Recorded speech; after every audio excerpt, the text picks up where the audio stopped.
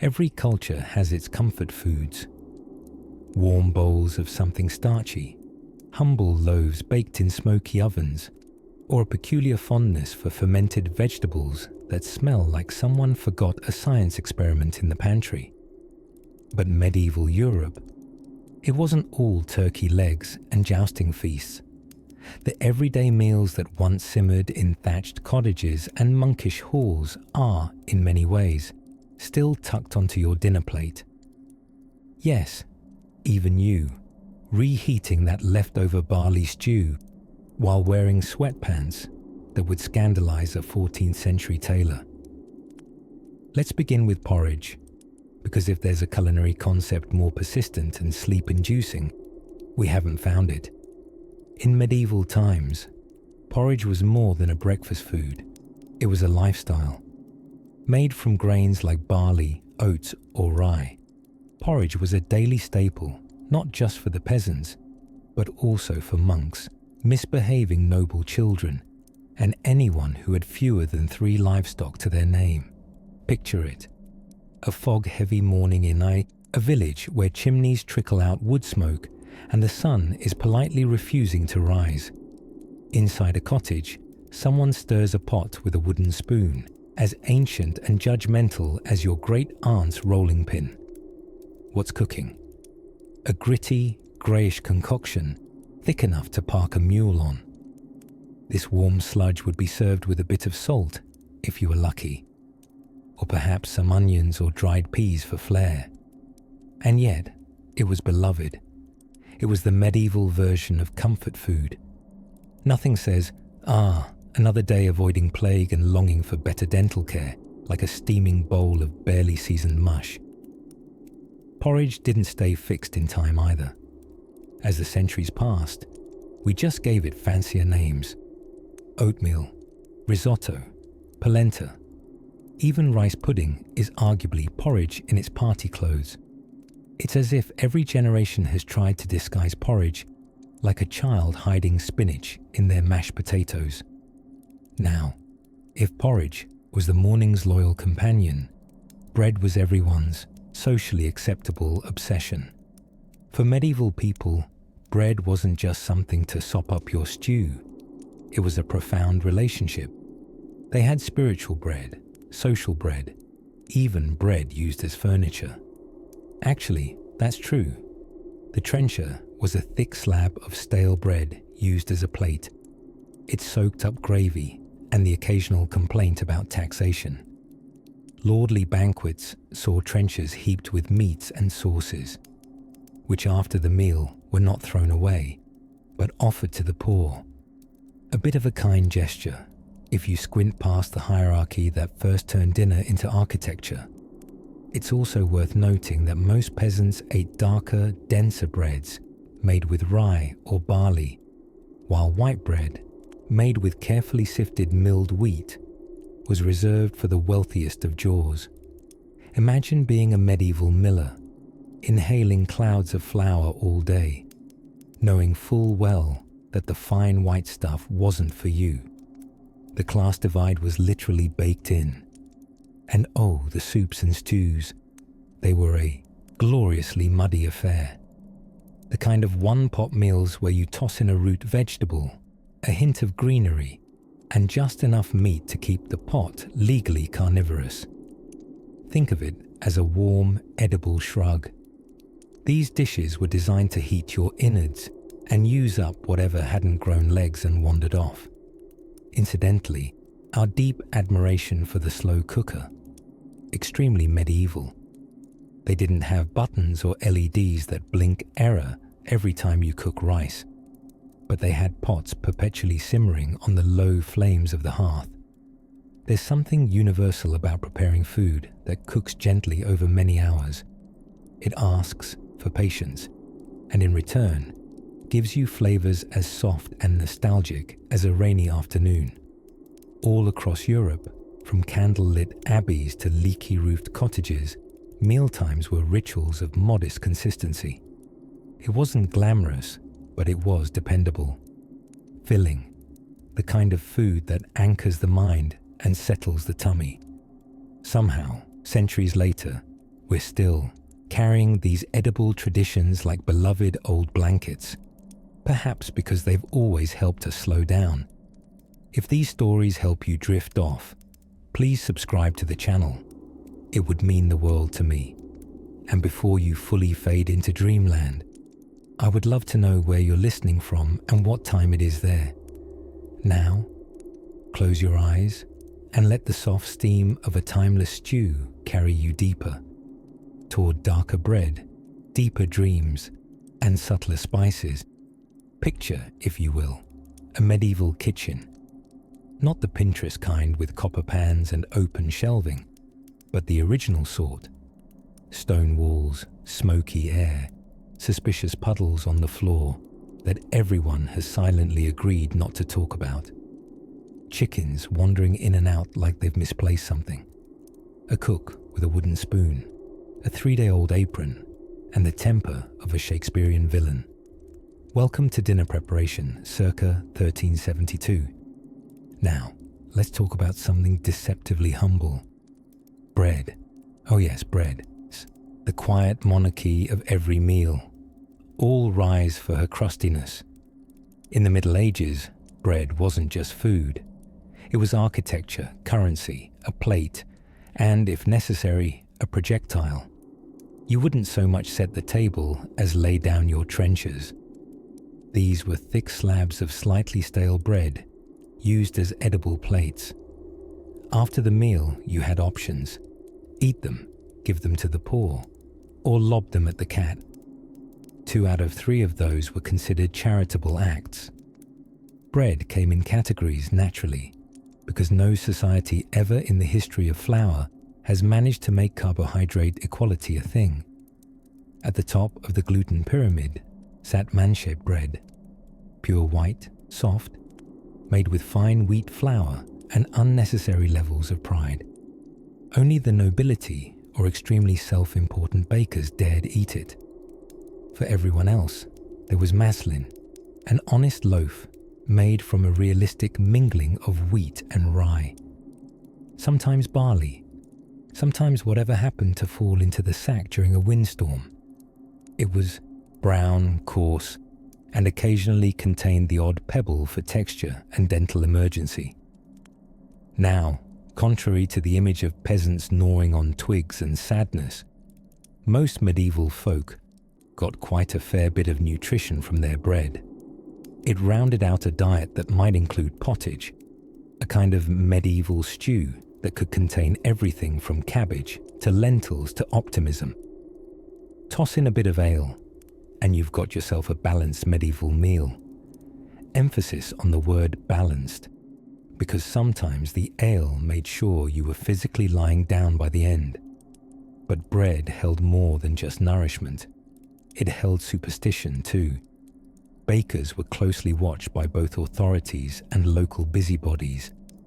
There were laws, literal laws, about how much a loaf could weigh. Too light, and you were accused of swindling. Too heavy, and congratulations, you now own a suspiciously dense doorstop. Thus emerged the baker's dozen, 13 loaves for the price of 12, an act of defensive generosity, forged not from kindness, but from fear of being fined, flogged, or lightly paraded through town while people shouted oddly specific insults. Bread also marked social status with surgical precision. If you were aristocracy, your loaf bore the fingerprint of refinement. It was white, crusty in all the right ways, and eaten from polished goblets of pewter or gold. If you were a peasant, your bread bore the fingerprint of your literal fingers. Also, the occasional thresher calloused thumb. There were entire feasting protocols for how bread should be broken, where the host was expected to touch it. Middle, never the end, don't ask. And who got the upper crust? A term which, yes, comes from the good folks of this era deciding which parts of the loaf were most fit for the high-status mouths. The lower crust, closer to the pan, and potentially dusted with ash and existential regret, was passed on to the lower ranks, or the dogs, or both depending on the seating chart. So while you're drifting off tonight, consider that the simple sandwich waiting in your fridge is the direct descendant of centuries of crusty symbolism, superstition, and social stratigraphy. It began its life not wrapped in cellophane but as a trencher, catching stew drips in a candlelit hall, echoing with lute music and drunk monks trying to explain transubstantiation.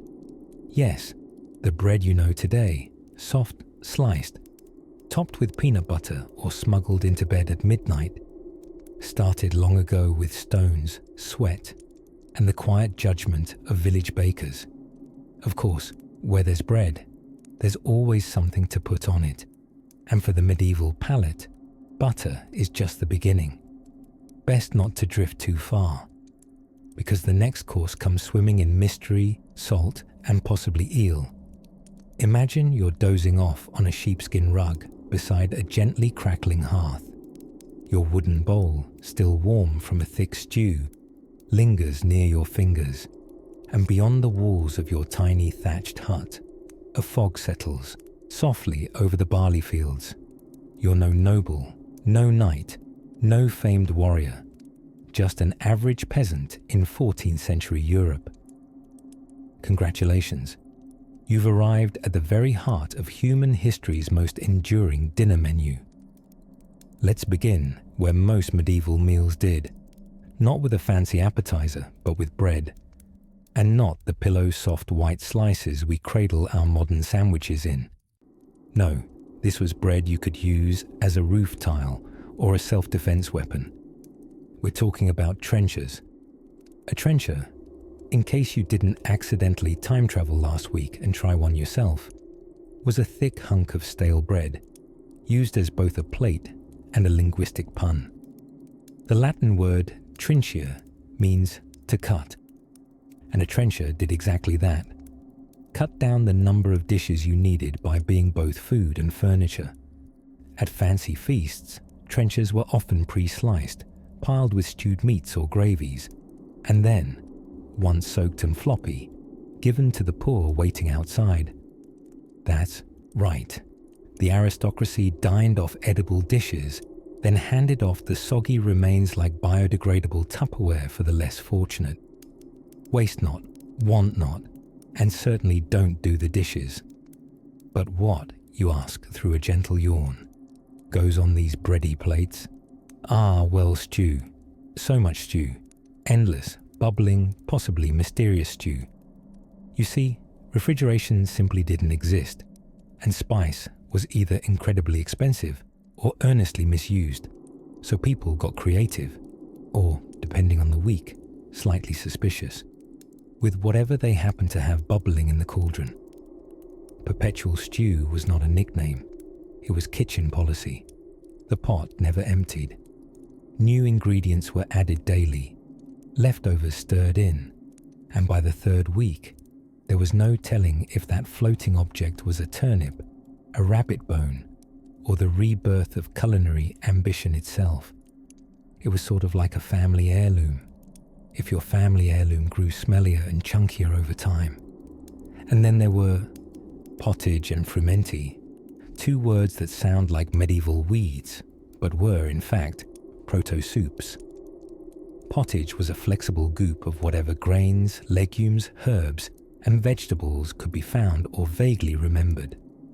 Frumenti, slightly more upmarket, was boiled wheat mixed with almond milk and bits of meat, sometimes even sweetened with honey if you were feeling aristocratic or trying to impress the in-laws. But of course, people didn't just eat these dishes out of necessity. They transformed the humble bowl of mush into meaningful daily ritual. And, in the case of church feasts, full-blown performances involving elaborate jellies and roast peacocks delivered on silver platters, their feathers reaffixed afterwards so they could arrive fully dressed, as it were. Eggs. Oh yes, ever present. Scrambled, baked, boiled into oblivion. Eggs were the medieval miracle food before avocados came along to ruin everyone's brunch budget. Chickens thrived near human settlements, and their eggs were tossed into pies, breads, and the occasional potion meant to cure melancholia with a sprinkle of nutmeg and possibly divine intervention. Now, tuck your toes under that wool blanket and prepare for the most shocking culinary holdover yet, the turnip.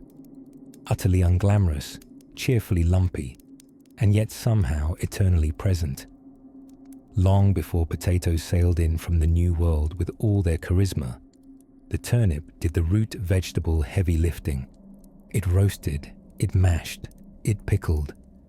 It was possibly the most heartfelt, if slightly boring member of the medieval root family. The carrot was still purple back then, you see. Glamour had not yet arrived in the tuber aisle. And yes, ales and meads provided hydration, if not clarity. Water wasn't to be trusted unless it came as a broth, and so people drank beer the way we drink coffee, constantly and with mild desperation. Even children, especially children.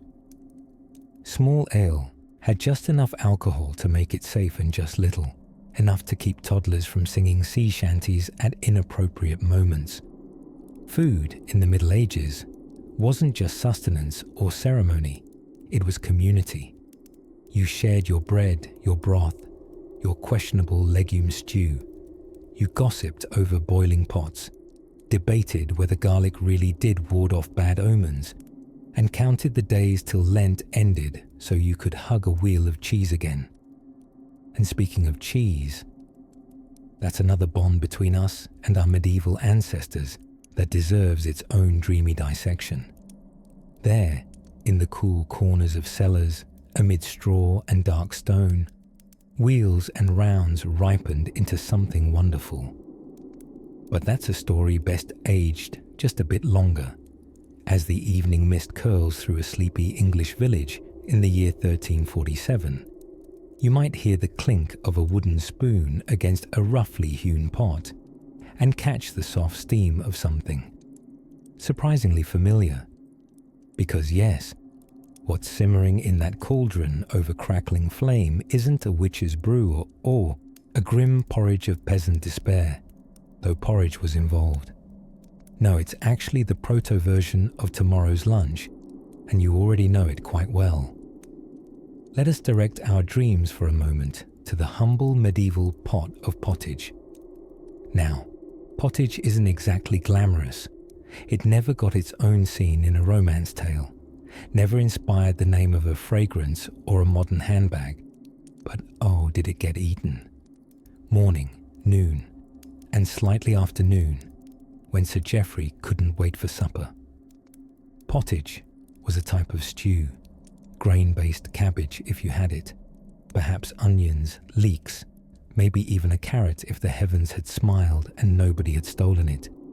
It was the great equalizer, effortlessly bubbling on kitchen fires from manor to cottage. And, in its own gentle way, pottage never really left us. It simply put on a new blazer and started going by soup. Every time we lift a spoon to a warm bowl, be it creamy tomato with a grilled cheese escort, or something rustic, brimming with lentils, we're dining with distant ancestors who also wrestled with winter root vegetables and stared longingly at yesterday's stale bread, contemplating its soaking potential. Bread, now there's another tale of sleepy grandeur. Medieval folk took bread very seriously. Not just the eating, it was part food, part plate, part social indicator. We're talking here about trencher bread, a coarse, thick slice, sometimes up to a hand in width, used as a disposable plate in noble households. Ladled with stew, sauces or meats, the trencher soaked up flavor like the dependable carbohydrate friend it was. After dinner, your trencher may be gifted to the poor, fed to the dogs, or, if you were slightly less charitable, tossed to the slops with a shrug and a crumb. Curiously, the medieval bread game was stratified not unlike modern coffee. You could be a peasant, popping barley loaves out of your smoky oven, or a fancier type munching on something called manche, a fine, white, bread made of sieved flour and gentility. White bread was a status symbol back then, in the same way ordering a flat, white served in a mismatched ceramic tumbler is today. But let's not forget the feast bread. You didn't really make it from scratch. It came crusted with embellishments, carved with scenes of saints or garden creatures, glazed for the elite, like the sourdough starter of the divine. Bread, you see, was more than filler. It bore the dignity of wheat and the economic philosophy of the time. Meanwhile, buried in the corner of our medieval dream kitchen sits a pot of bubbling mystery. Ale. Not quite a food, not quite a hobby, more of an ongoing home science project that was accidentally drinkable. Water wasn't always trustworthy back then, especially when it doubled as a local laundry basin or a highway for passing pigs. So ale, mild, low in alcohol, flavoured by herbals like gruit, was the go-to drink for all, from toddlers to toothless grandmas. It was soft and nourishing, more like liquid bread with ambition. And no, it didn't come in bottles with fancy font and ironic label art. It came in jugs, mugs, or, if you were outside, possibly someone else's hat. But what did one eat when one wanted something special? Sweetness was scarce, but not absent. Honey, that golden goo of alchemical delight, was the medieval sweetener of choice.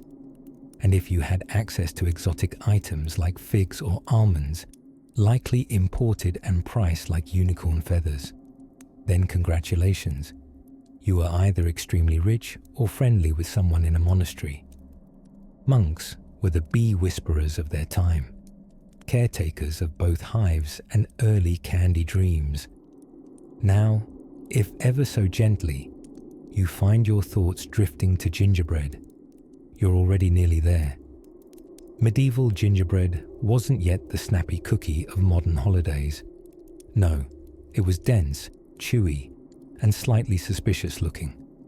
Made from breadcrumbs, honey, and ginger, sometimes dyed elaborately with sandalwood until it resembled a snack for the Pope or a very religious squirrel. It was presented at feasts, shaped into heraldic symbols and festive animals, occasionally adorned with edible gold leaf, because nothing says celebration quite like fancy bread disguised with metallurgy. And so, as we scoop our modern selves one spoon closer to midnight, it becomes clearer that we're not so distant from our broth-stirring predecessors. Our modern pastries twitch with medieval DNA. Our takeout soups trace back to village pots. And somewhere, deep down, we all understand that when times get strange, a warm stew and a hunk of bread are very nearly holy. Now, let's ease our thoughts toward more extravagant ideas, where food wasn't simply sustenance, but a spectacle performed with peacocks and pies. But rest your eyes, dear listener. We'll approach the banquets ever so gently, in good time. The medieval kitchen was not yet the stainless steel fortress of Gordon Ramsay's nightmares, but it carried its own quiet dramas, mostly involving turnips and cabbages. Mostly turnips and cabbages, but nestled among those humble vegetables were the fragrant simmering remnants of something far older and more mysterious, the pottage pot. Now, pottage. Say it aloud in your mind. Feel how old it sounds. Pottage. A word that seems to come from a time when meals were less prepared and more eternally stewed. This wasn't just soup, it was a lifestyle.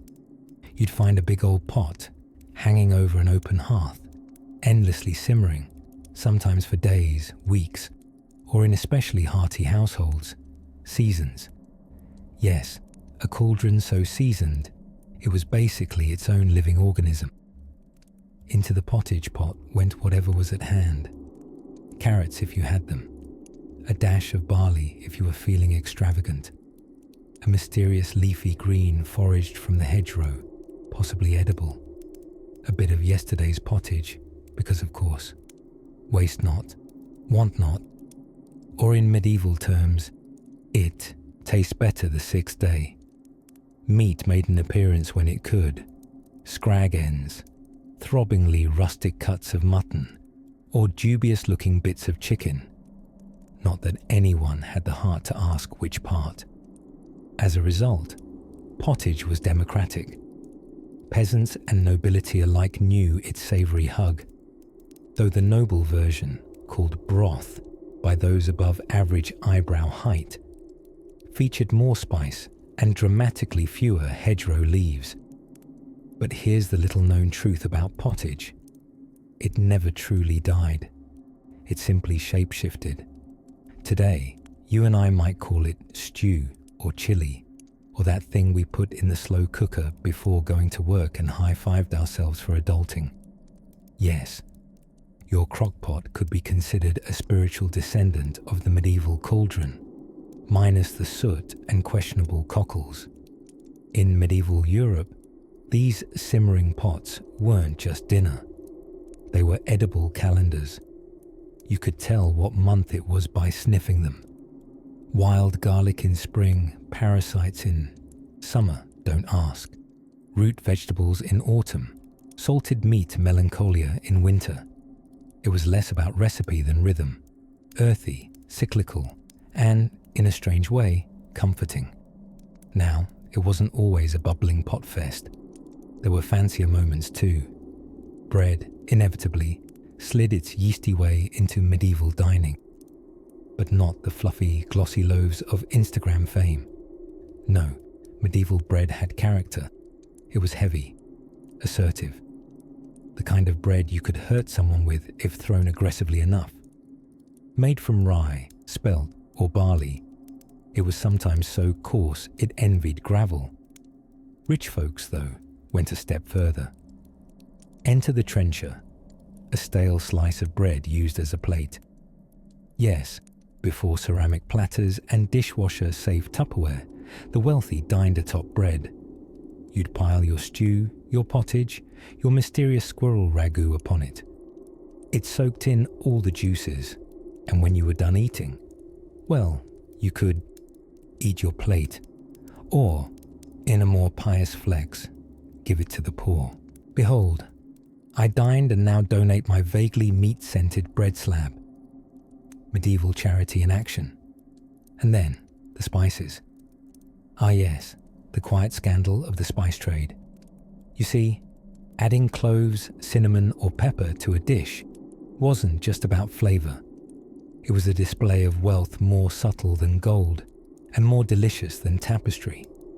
Spices travelled long routes, passed through many careful hands, possibly a caravan or 7. In many cases, a little pepper in your pottage meant someone in your family was very good at taxes, or had annoyed significantly fewer Vikings than your neighbours. Of course, this all unfolded in a world where refrigeration hadn't yet chilled anyone's ambitions. Preserving food meant salting, smoking, drying, pickling, or praying. Salted pork hung from rafters like prize-winning damp socks. Fish might be so preserved it developed philosophical questions about its own identity. Still, it didn't stop people from enjoying their meals.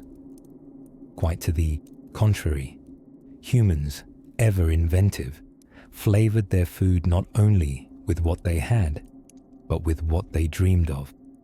And so, whether you were ladling your pottage from a bubbling cauldron or delicately scooping it from a trencher balanced precariously on your tunic, you were part of something ancient, a tradition, a gentle culinary rhythm that, if you squint just right, continues even now. Perhaps tomorrow you'll open your fridge and find a leftover stew, mysterious and vaguely threatening in its Tupperware oblong. Be brave, dear listener. Reheat it with pride. You are simply honouring your ancestors, one spoonful of recycled dinner at a time. And speaking of ancestors, as twilight falls on our little culinary candlelight tale, the fire dims and another dish begins to simmer in the distance. It's something sweet this time, though not quite dessert as we know it. Something sticky, deeply beloved and anciently misunderstood. Nothing quite prepares the soul for a night's rest like the idea of boiling meat in beer. Yes, beer. And probably onions. And possibly a hedgehog, if it happened to scurry past the cauldron at just the wrong time. But let's roll back the tapestry and peek into the simmering pot of medieval stew, because this chapter, dear sleepy listener, is all about that most humble, burbling culinary legend, pottage. Pottage was not just a dish, it was an era's edible manifesto. A thick, slow-cooked blend of whatever was available: barley, peas, leeks, cabbage, sometimes a suspicious turnip or three. Pottage was the medieval answer to the modern question, what's for dinner? The reply was always the same: some form of pottage. Peasant or noble, everyone from dusty-booted farmhands to gout-afflicted lords dabbled in pottage. It was the great class equalizer of dinner bowls, even though the ingredients varied wildly depending on one's social standing. A wealthy household's pottage might include imported spices, chunks of meat, or that fancy new root called the carrot, while a poor family's version might involve a forgotten onion, a piece of bread soaked until surrender, and hope.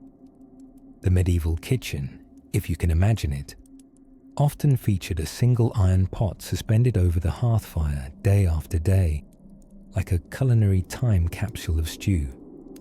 This would be the perpetual pottage, a sort of ongoing meaty, watery situation people just kept adding to.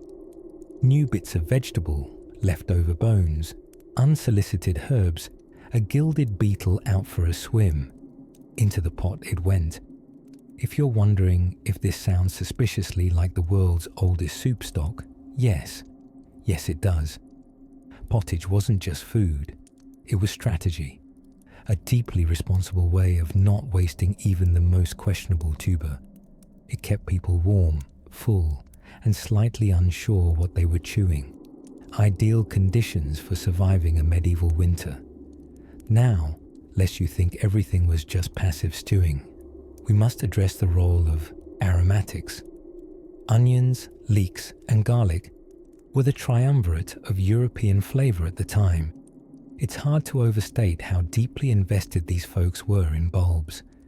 In fact, Piers Plowman, a 14th century poem of deep social commentary and occasional vegetable inventory, mentions the life-sustaining qualities of leeks in a way that would make any French chef dab a tear from their cravat. And the humble leek was indeed a national treasure in Wales, partly because of its utility in stews, partly because it was proudly worn in hats during wartime, and partly because absolutely nothing else was growing at the time. Pottage was also politically neutral.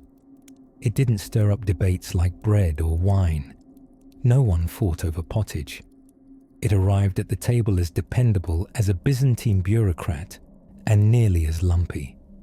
But oh, the joy when it was ladled out, steaming and mysterious, like a warm riddle in a bowl.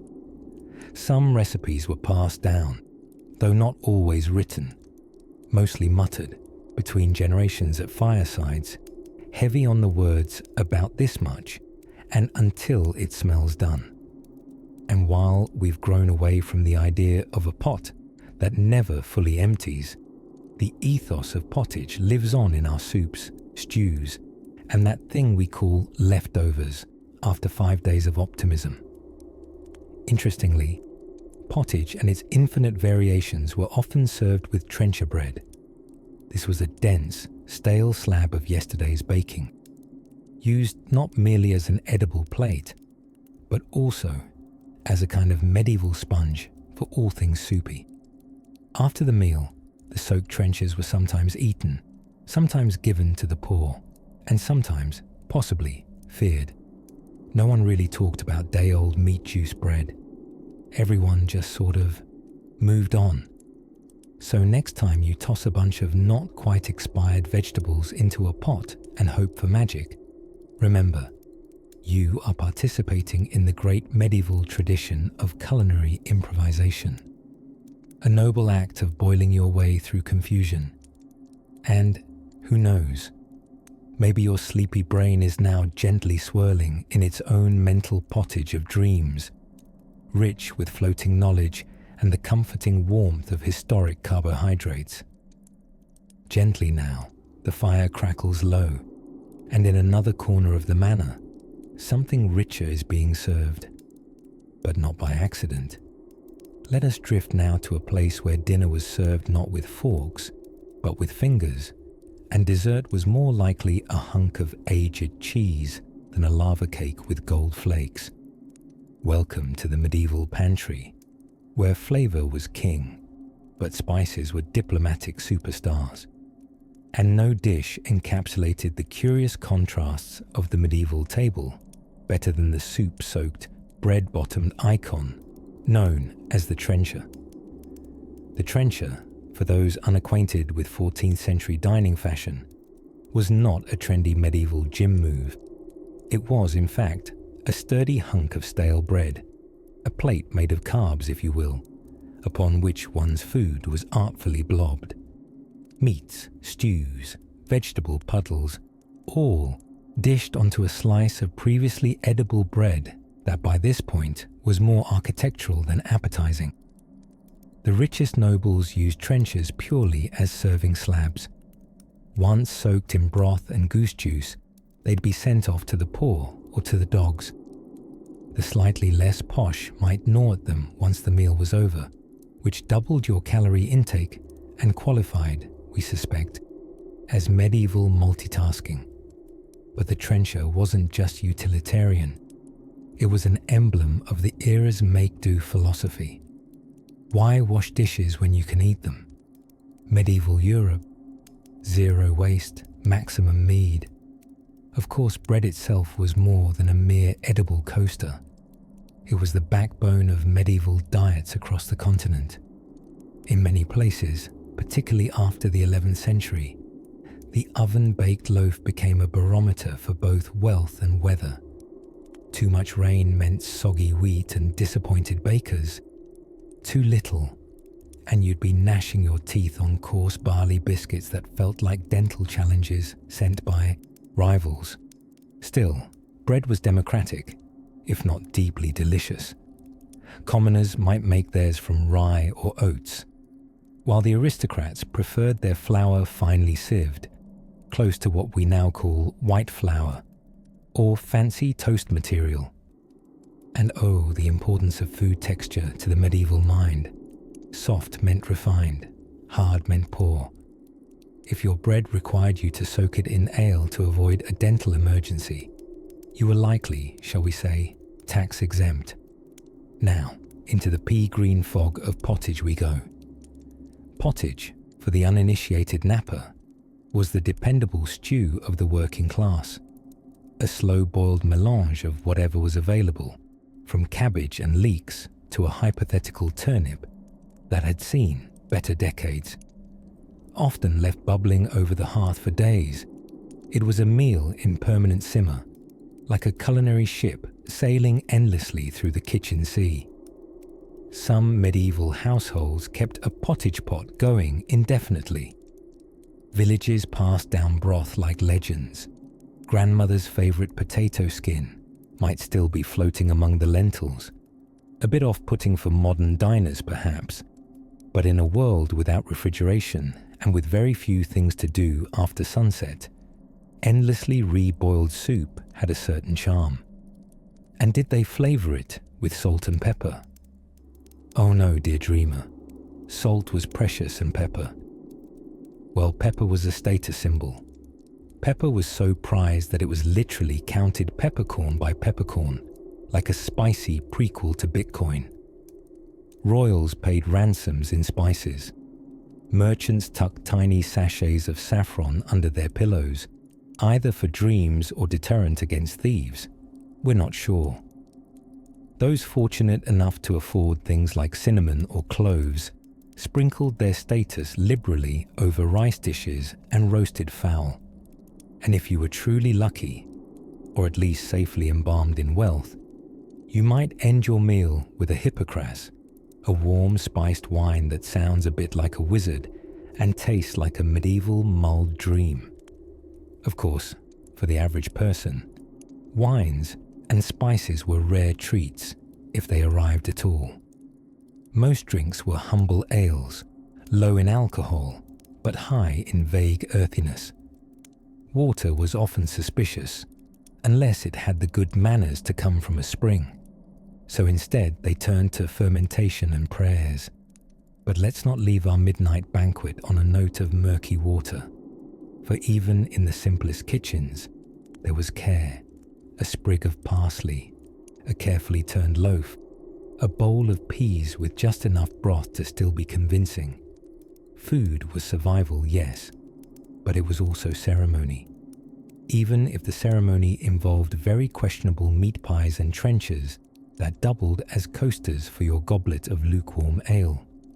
And as the candles flicker low across the great hall of your imagination, the coals purring in the hearth, and the trencher quietly soaking in gravy's memory, you may find yourself lulled by the comforting thought that, then as now, we all love a warm meal, a good story, and preferably a dessert we don't have to chew through a drawbridge.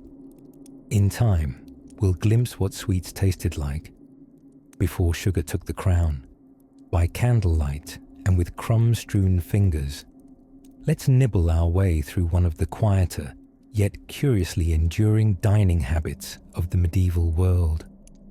The deeply underrated and historically sticky tradition of the trencher. Now before your mind conjures images of someone digging very quietly, a trencher in medieval Europe was not a person, but rather the plate. Yes, their dish, but not porcelain, not pewter, not IKEA. Bread. Specifically a slab of yesterday's bread, ideally a bit stale, because much like wine and wizards, the crust gained character with age.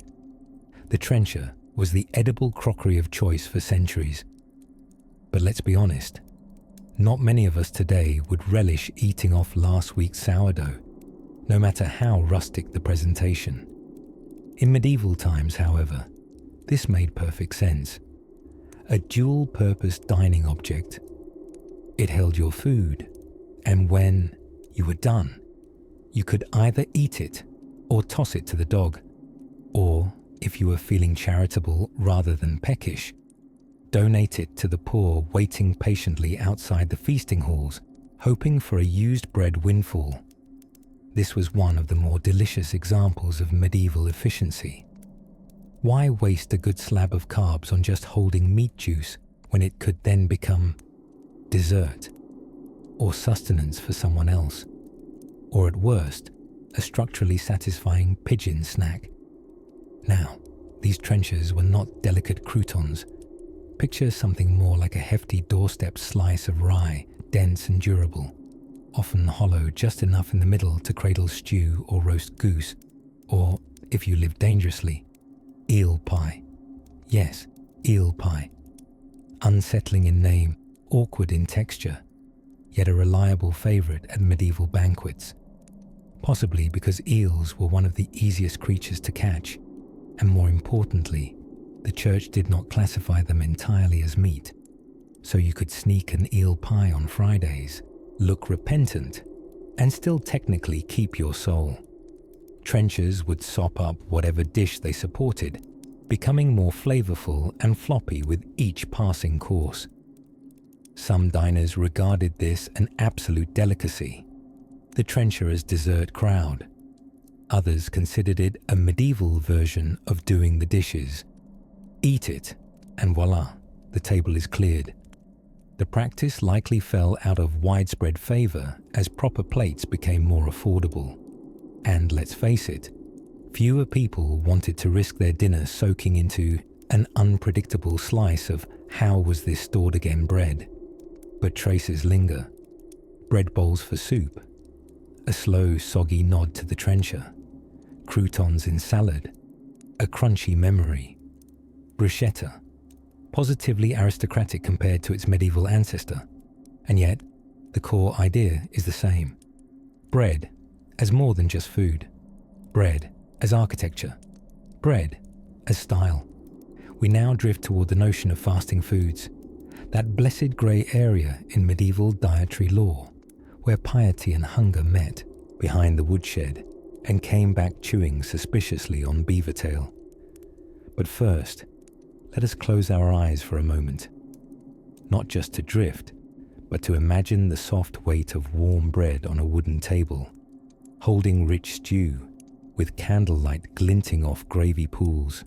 Soft winds settle beyond your stone window, and the fire hums gently in the hearth as we turn toward the peculiar world of religious food loopholes. Gently, quietly, all in good taste. On a particularly damp morning somewhere in the year 1273, a baker in a sleepy English village tucked his loaves carefully beneath a linen cloth and muttered a short prayer, partly for the souls of his ancestors, and partly that this batch of bread wouldn't fall victim to the mysterious yeasty rebellion of last Tuesday. Bread, you see, was more than food. It was a daily ritual, a status symbol, and occasionally the legal centerpiece of a rather heated village dispute. Medieval bread was not the fluffy, doughy, romantic partner of soup that we know today. It came in an impressive variety of textures ranging from chewy resilience to architectural material. The most common citizen, your average thatcher, tanner, or quietly plotting monk, would have eaten rye or barley bread, often coarse, dark, and filled with character, by which I mean gravel, or oat husks, or the still unverified presence of twigs. The wealthy, those proud possessors of land and surnames, dined on something called manchet, a refined white bread, sifted through cloth until all the nutritious bits had been thoroughly banished. It was delicate, tender, and utterly lacking in minerals, much like Lord Pembroke, who once refused bread at a banquet because it appeared too plebeian in texture. No word on whether he was later pelted with breadcrumbs by kitchen staff. We can only hope. But perhaps most curious of all was the trencher, a thick slice of stale bread used as an edible plate. Meals were literally served upon it, allowing sauces and meats to soak straight in. When the meal was over, one could eat the trencher, or, if one wished to appear demure and pious, donate it to the poor. The medieval version of recycling. There were, naturally, regulations around bread, because when you don't have Netflix, you regulate food instead. The assize of bread and ale, a real and magnificently named law introduced in the 13th century, set the price, weight, and size of loaves depending on the cost of wheat. Bakers who cheated by shrinking the size or slipping in a little extra sawdust could be fined, shamed, or even tossed in the public pillory with a stale bun tucked into their bonnet. To avoid errors in measurement, some bakers included an extra roll in each dozen. Thus, the baker's dozen was born. Not generosity, but insurance against medieval math. And in case you're wondering, the suspiciously tangy flavor of medieval sourdough wasn't a trendy fermentation project. It was often due to the unpredictable behavior of natural yeast, or the occasional addition of berries that weren't strictly berries. Let's just say, if the bread in question was mauve and glowing softly in the candlelight, best to pretend you'd given it up for Lent. Yet, despite the odd ingredients and even odder outcomes, bread was the cornerstone of the diet. Breakfasts were modest. A hunk of bread, a little ale, possibly a remorseful onion. Dinners, served confusingly at midday, included more bread, perhaps dipped into a pottage, which was something between soup and bucket paste. Speaking of pottage, the medieval affinity for wet food is an affection we quietly retain. Stews, gravies, the humble fondue, all render food both easier to chew and gloriously spoonable. But in the era before forks were widespread, spoonable was not a luxury, it was an imperative. You tried stabbing a turnip with just your fingers and 3 tired teeth. But no discussion of medieval mealtime would be complete without mentioning the Lord's table. Picture a sprawling feast with boar's head, cooked, ideally, candied fruit, and a generous heap of peas, always peas. The peas never left. From kings to clerics, the green legume held the table like a quiet but insistent guest. And should a banquet begin without bread, the meal could be paused altogether, because no one was about to wash down venison with nothing but wine and fragile pride. In the echo of ovens and the rustle of flour sacks, in the soft thump of crust against trencher, there's a kind of rhythm to medieval bread that lingers. You can sink into that rhythm. Wrap it around yourself like a warm bannock blanket. You might even dream, just for a moment, that you're back in a thatched cottage, fire crackling, a loaf cooling on the sill, and a tapestry of herbs drying in the rafters. And if your dreams are crumbly and smell faintly of yeast, that's just your mind rising slowly, ready to dip itself into something just as delicious and possibly even stranger. In the low flicker of a hearth fire, somewhere in a 14th century manor hall, meat sizzles on a spit the size of a small rowing boat. The crackle of rendered fat and the slow rotation of the roast were once the very soundtrack of feast days and noble banquets. But before we salivate our way into a dream about medieval cookery, let's take a closer look at an unsung hero of the era's cuisine. The pie. Yes, pie. Not the apple kind that appears on a 1950s windowsill cartoon, but the medieval version, hearty, bizarre, and often aggressively encased in dough. Back then, the crust, called the coffin, which is honestly a bit on the nose, wasn't always meant to be eaten. Rather, it served as an edible container, or if you like, nature's Tupperware. These architectural marvels held in place heaping mixtures of meat, spices, and the occasional unlucky pigeon. Truly, if medieval pies had social media accounts, they would be filed firmly under chaotic neutral. Now, let's not get ahead of ourselves. Medieval pie makers were not tossing random critters into pastry with reckless abandon. Usually, the flavors and fillings reflected the seasons, hunting successes, available spices, and honestly, the social class of the eater. Wealthy households dined on venison pies accented with fancy things like nutmeg and clove, while the less affluent may have tucked into eel, which, thanks to its boneless, squiggly texture, made a pretty reasonable pastry filling. Surprisingly, eel remains a revered ingredient in traditional English jellied eel, which proves the medieval mindset echoes strangely through time, like a culinary ghost. Parallel to the pie evolution was a simple joy, bread. And no, not the crusty artisan sourdough that fills modern Pinterest boards. We're talking trencher bread. These thick slabs served as edible plates. Your stew lay gently on this carbohydrate bed, soaking into the spongy mass until it resembled something halfway between a meal and a warm medieval napkin.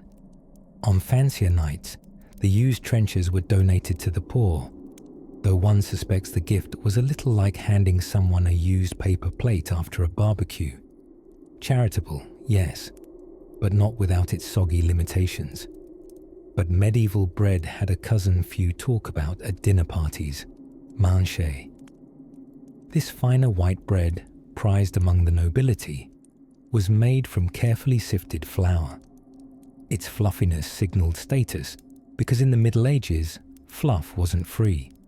The peasants made do with coarse grain breads, often gritty enough to shave a beard or perhaps your expectations. Speaking of shaving, let us carefully turn our attention to the matter of dairy. Milk and its byproducts were a slippery topic. Dairy was often frowned upon by the elite, associated as it was with the peasantry. But the lower classes consumed it heartily in the form of butter, cheese, and milk porridges. Cheese itself was divided by social lines. A nobleman might nibble aged, imported Italian cheese, while a farmer turned his goat's issues into something dense and pungent enough to count as both a meal and a personal defense item. And then there were eggs. The humble egg was somehow the Swiss Army knife of medieval cookery. It thickened sauces, fluffed up doughs, and when boiled, it could stand alone as a snack and a symbol. Sunny orb of protein and potential. Sometimes eggs were even gilded, yes, painted gold, because if one thing was true about medieval banquets, it's that subtlety was vastly overrated. Yet across all these food customs, pies with coffins, trenchers soaked in stew, cheese of both humble and high-born calibre, the thread of continuity between then and now is striking. We still eat pies. We still fawn over crusty breads. And though most of us, thankfully, no longer gild our eggs before brunch, the echoes of medieval food preparation still hum quietly in modern kitchens, like the ghost of a rotisserie chicken, turning gently in the distance. So, as you nestle deeper into your pillow, imagine the warm scent of fresh bread filling a drafty stone kitchen, the rhythmic turning of a roasting spit, and the quiet satisfaction of a feast well earned. And somewhere just beyond the next flicker of candlelight, we'll find ourselves among simmering pots, strange sauces, and the slow birth of something surprising. Medieval food myths that somehow made it to your fridge. Somewhere between the crackle of a fire in a stone hearth and the soft clink of wooden spoons in pewter bowls, there flourished one of the most comforting and curiously persistent food traditions of the medieval world, the coming together dinner known as pottage. Yes, pottage. The dish that sounds like a cousin of porridge who reads too many herbals and owns a cauldron. Pottage was not exactly a recipe, but rather a lifestyle. A simmering, bubbling, never quite the same twice stew, built from yesterday's leftovers, today's foraging, and a prayer that your neighbour's chickens hadn't figured out how to hide their eggs quite so well this week.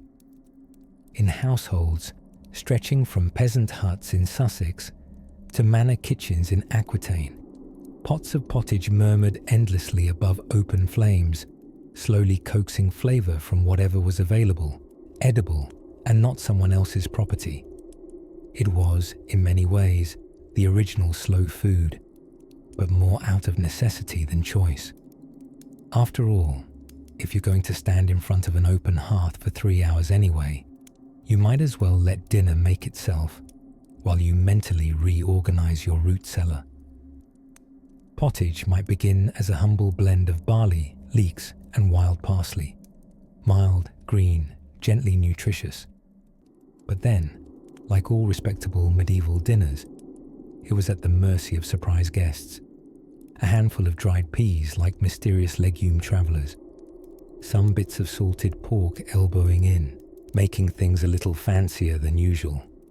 A stray onion from the last market day, slightly soft but still holding on to its dignity. And always a good dose of herbs. Not the glamorous herbs of modern cuisine. No artful basil chiffonades or thyme sprigs plated with tweezers. We're talking about mugwort, sorrel, and the slightly suspicious ground ivy. Plants pilfered from hedgerows and meadows by someone who swore they knew what they were doing. Pottage was where your local knowledge of potentially not deadly foliage truly shone.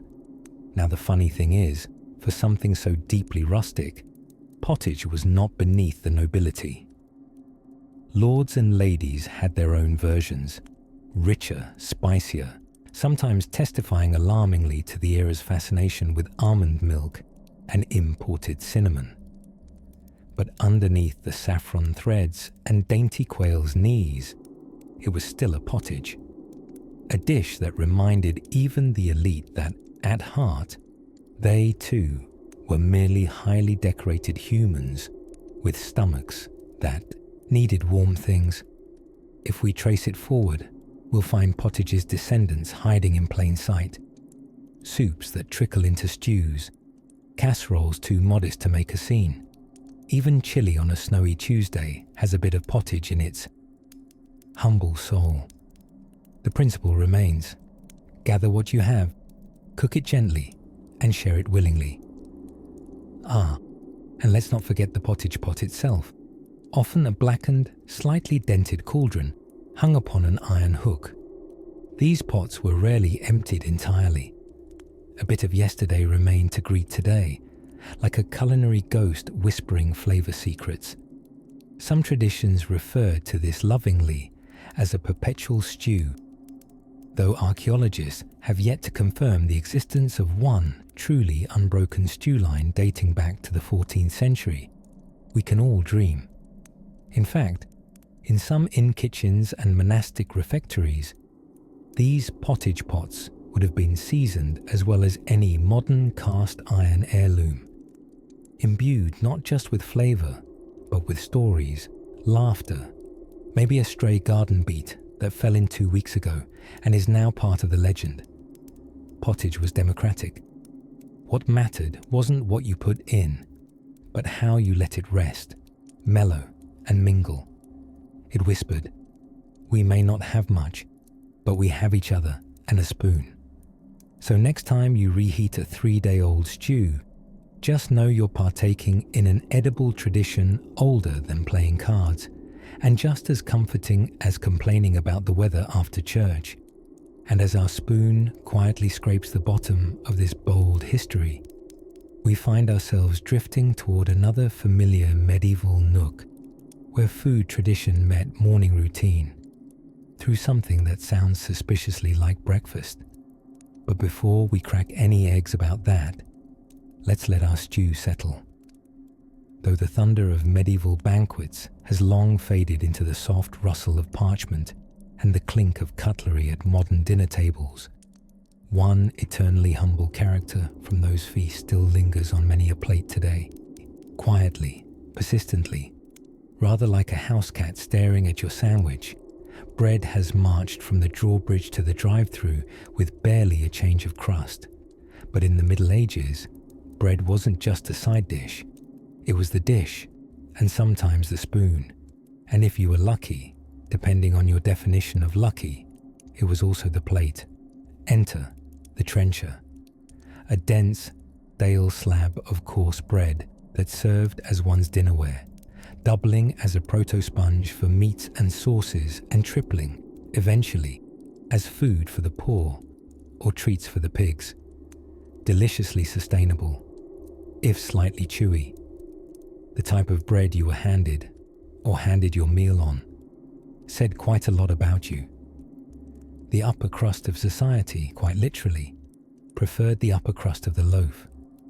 White, fine-milled bread called manchet was the delicacy of nobility. It had to be smooth, pure, and unsullied by the indignities of bran, much like the nobles themselves, or so they hoped. Meanwhile, the peasantry dined on something a little heartier, often darker, sometimes involving rye, and occasionally bits of, well, suspicious things. Let's call them texture.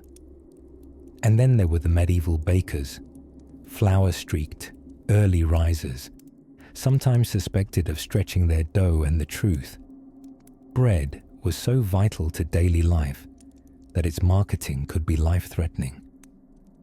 In 1266, the assize of bread was introduced in England, a set of remarkably precise rules laying out the regulation of bread prices and loaves' weights.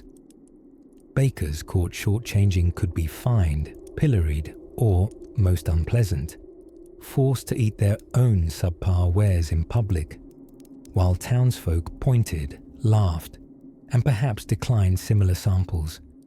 Interestingly, bread also moonlighted as a texture indicator of time. A noble might begin a banquet with a fresh, pillow-soft trencher. By the end of the meal, after absorbing oily juices and good intentions, the bread had cooled, flattened, and often gelatinized into a sort of proto-lasagna, which is to say, it had gained flavor even as it lost dignity. But if bread was the staple, then the medieval sweet tooth was its secret hobby. People often imagine sugar as a modern indulgence, but the wealthy of medieval Europe were very much in on the confectionery game, though theirs was less chocolate truffles and more congealed honey with hints of confusion. Sugar was so precious it was thought to be a spice, like cinnamon or pepper.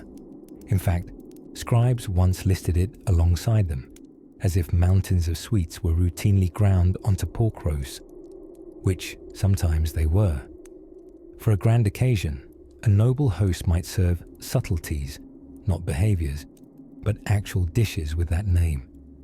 These were edible sculptures made from sugar, marzipan, or paste, crafted with exquisite, even alarming realism. Your duck pie might arrive shaped like an actual duck, or a mythical animal, or a castle firing pastry cannonballs. If you've ever wondered who first invented the idea of playing with food, look no further than the monk with a piping bag and too much imagination. Across feasts, breads, and sweets, one persistent ingredient reigned supreme in medieval cooking: pottage. Pottage wasn't a single recipe so much as a concept, an always simmering stew of whatever might be politely described as available. Grains, root vegetables, bits of meat, herbs, and all the ambitions a cook could muster went into the enduring communal pot. Over time, pottage grew flavors, softened tensions, and bridged countless medieval mealtimes. And yet, within all these bubbling pots and edible plates, vast gulfs of class still simmered. Banquets for the nobility might boast 80 courses, each involving a brief and slightly bewildered swan, while peasants' meals often rotated between pottage of Tuesday and pottage of Wednesday, cunningly renamed for variety. Still, on both sides of the drawbridge, people huddled close to, flames, broke their crust together, and laughed when the piglet escaped with the pie. The universality of food, its warmth, its mess, its small joys, wove its way through medieval life like the scent of warm bread wafting from a fire-darkened hearth. Just imagine the hush of a candlelit hall, the soft tearing of bread, and the laughter rolling down wooden tables, a quiet magic in every crumb, and just out of frame, in a modest kitchen behind all the pageantry. A pot of something humble continues to bubble. It smells like time, hope, and someone's second try at boiling an egg. Soon we'll follow the aroma. But for now, let the night steep in the warm weight of history's simplest meals. The medieval cook did not have the luxury of stovetops or sous vide machines. No spiralizers, no lemon zesters shaped like otters, no 12-in-1 food processors that also tell you the weather. Their kitchens were open hearths of smoky ambition, where success meant dinner and failure meant a charred mystery you might still have to eat, because the chickens weren't laying and the sheep had escaped again. But amidst embers and improvisation, a curious tradition simmered. Stews, yes, were lingering in the land of bubbling pots and cautious optimism. The medieval stew, also known as pottage, wasn't merely a dish. It was an edible schedule. Breakfast, lunch, dinner, it could be the same pot, just thickened with the day's charity or thinned with tears of tax collection. The concept was practical genius. You took a big pot, threw in everything you had, or everything you feared might go bad, and let time and fire work their magic. This quiet bubbling defined the daily soundtrack of many a medieval household. Vegetables, grains, sometimes a suspicious bone or two for flavor, stewed slowly in cauldron harmony. In wealthier homes, pottage could be quite polite, even elegant. There were thick, creamy versions thickened with almonds and breadcrumbs. They might add saffron if they were feeling fancy. In fact, spices were a status symbol as audacious as gold-plated goblets or embroidered codpieces. If your stew smelled of cinnamon, people knew you were doing well in life, or at least that you were trying very hard to seem like it. Of course, not all stews were created equal. In monasteries, they had pottage of humility, which was basically hot humility with peas.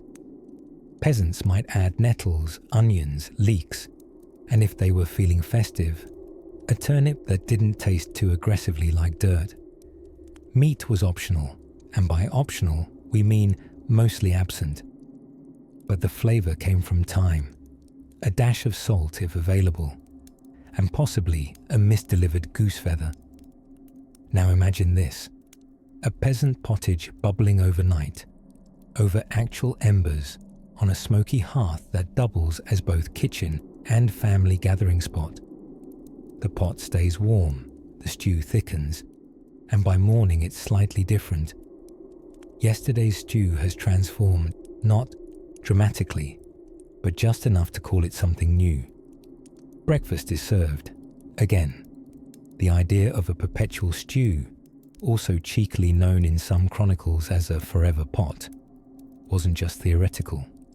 Some households kept the same pot going for days, weeks, even, allegedly, years. There are urban legends of taverns in France during the High Middle Ages that supposedly never emptied their stew pots.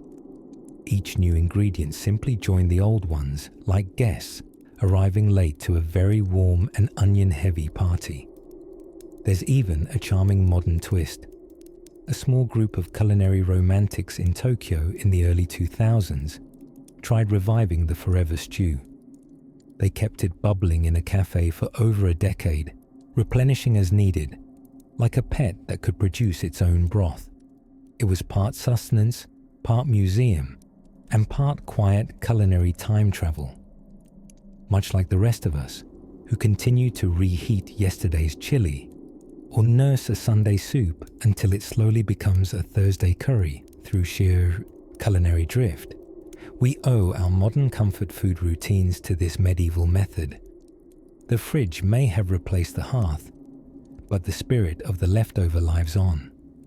So the next time you stand before your fridge, spoon in hand, heroically reintroducing heat to Tuesday's lentil blend, know this: you are keeping the medieval pottage tradition alive. You are, in your own noble way, a knight of the kitchen, steward of the stew, whisperer of the wilted carrot. And while the stew was often the central actor in a medieval kitchen, it was surrounded by dedicated side characters, recipes that sound strange to our modern palates, yet quietly persisted through centuries of dining. Strange pies, savory porridge, mysterious sauces that made up for ambiguous meat. But let's not wander down those alleyways just yet. We'll place one more log on the hearth and let today's stew simmer itself into silence, while we quietly tiptoe toward one of the most whispered about staples of medieval meals, a simple, noble, endlessly mysterious crust of bread. As the torches flickered along the high stone walls of a 14th century manor kitchen, a familiar aroma lifted into the air, earthy, buttery, slightly nutty. Lentils. Yes, our humble round friends, often accused of inducing medieval indigestion, were a staple far more respected than you might imagine. And if you believe lentils are a modern health food trend invented by yoga-loving millennials, take a deep, historically seasoned breath. Lentils were practically Instagram-worthy back when ink was made of soot and mustaches were things monks took vows against. Lentils were inexpensive, abundant, and, most importantly in the Middle Ages, not meat.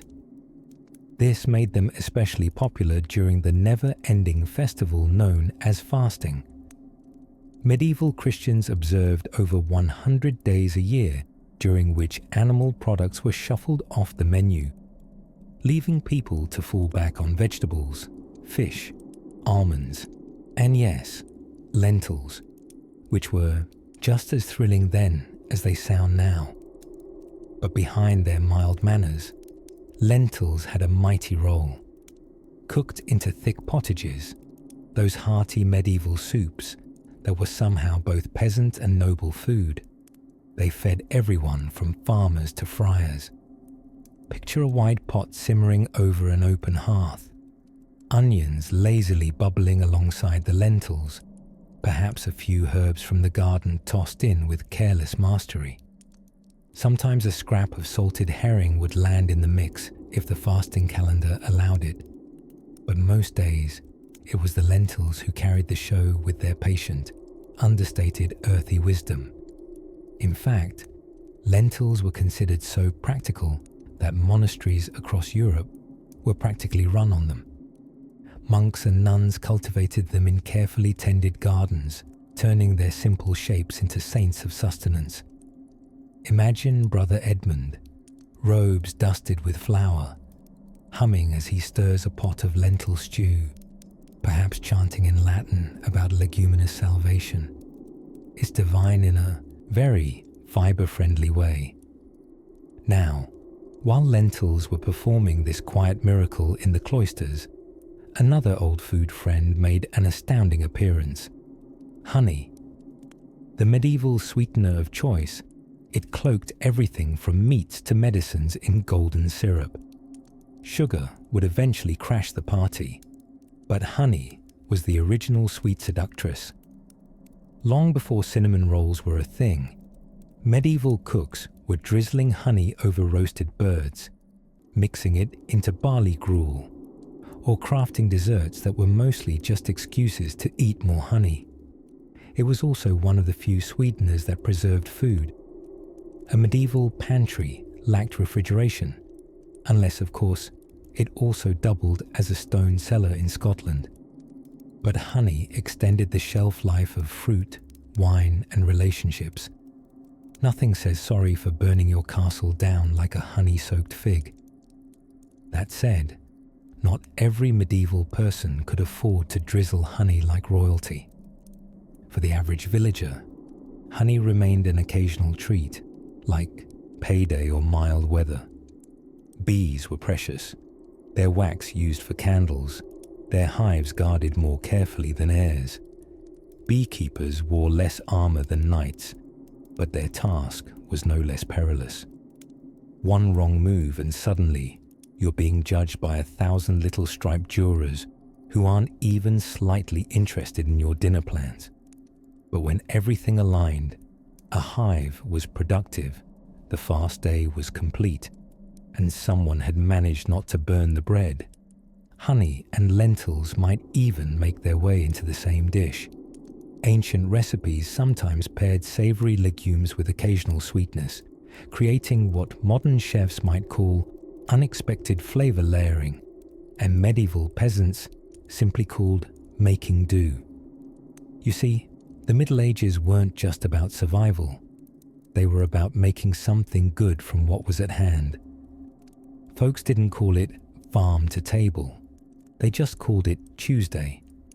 There was artistry in the simplicity, and a kind of quiet joy in stirring pots with patience and purpose. Food wasn't fast. It was fire-warmed and meant to last longer than the next sermon. And whether you were a lord with 8 courses or a woodcutter with 1 pot, the experience of eating was deeply tied to time, season, and sometimes superstition. Speaking of superstition, some believed lentils could foretell fortune. Others simply swore they kept you regular. Either way, a good bowl of lentil stew on a dim autumn evening was practically medieval therapy. And if someone added a swirl of honey to the crusty brown bread served beside it, well, that was the closest many folks would come to a feast. And so, like the slow-cooked meals of old, we let this chapter simmer gently to a close. But just over the hedgerow and beyond the next duck pond, another enduring food waits. Nutty, stale by design, and built to survive both the Crusades and Christmas shopping. The rugged, mysterious world of medieval bread, somewhere in the quiet hum of early evening, when the sun lowered itself behind sloped hills and chimney smoke curled like a cat's tail into the sky. A very particular sound would drift from kitchens across medieval Europe. The soft, rhythmic tapping of a knife against a wooden board. It was the medieval equivalent of a dinner bell. Subtle, persistent, and just a little bit anxious. Tonight's subject, dear listener, is not the knife, though what a tale it would tell, but the humble, persistent presence of pottage, the stew-like dish that comforted medieval bellies for centuries and, despite multiple renaissances, revolutions, and the invention of the microwave, never truly went away. Yes, we are talking about soup, sort of. Medieval pottage was less a recipe and more of an attitude. It was the original fridge clean out, except there were no refrigerators in 14th century England. What you had instead was a large iron cauldron hanging cheerfully above a fire, housing a bubbling blend of grains, root vegetables, whatever leafy things hadn't wilted into melancholy, and, on occasions of fortune, a few shreds of meat. This was not soup that aspired to be photogenic. No one in the 1300s was garnishing it with microgreens or tweeting a picture labelled Ashfar, blessed. But it was deeply democratic. Everyone, from the manor's cook to the peasant by the roadside, ate pottage. The main difference was what went in. For the serf, it might be barley, onions, nettles, and a hopeful attitude. For the lord, it might include spiced venison and exactly 3 imported almonds from a small ship that smelled faintly of fish and economic injustice. Pottage was perpetually simmering. Leftovers weren't stored separately. They were simply added to the pot for tomorrow. It was a mobile dish across time, constantly evolving, not through experimentation, but because Harold forgot to catch a rabbit today and Maud found a carrot that hadn't gone starchy yet. And then, of course, there was the bread, a thick slice of trencher usually carved from yesterday's loaf, which served as both plate and occasional spoon. Eating the trencher was a bit of a moral dilemma. It had absorbed the flavors of your entire meal, and perhaps of a few meals past. Like edible archaeology, some diners relished it. Others offered it to the poor, or perhaps to a nearby pig who wasn't picky and had no philosophical stance on backwash. Beyond nourishment, pottage was also a gentle form of culinary philosophy. There was a modesty to it, a sense of working within nature's practical limits.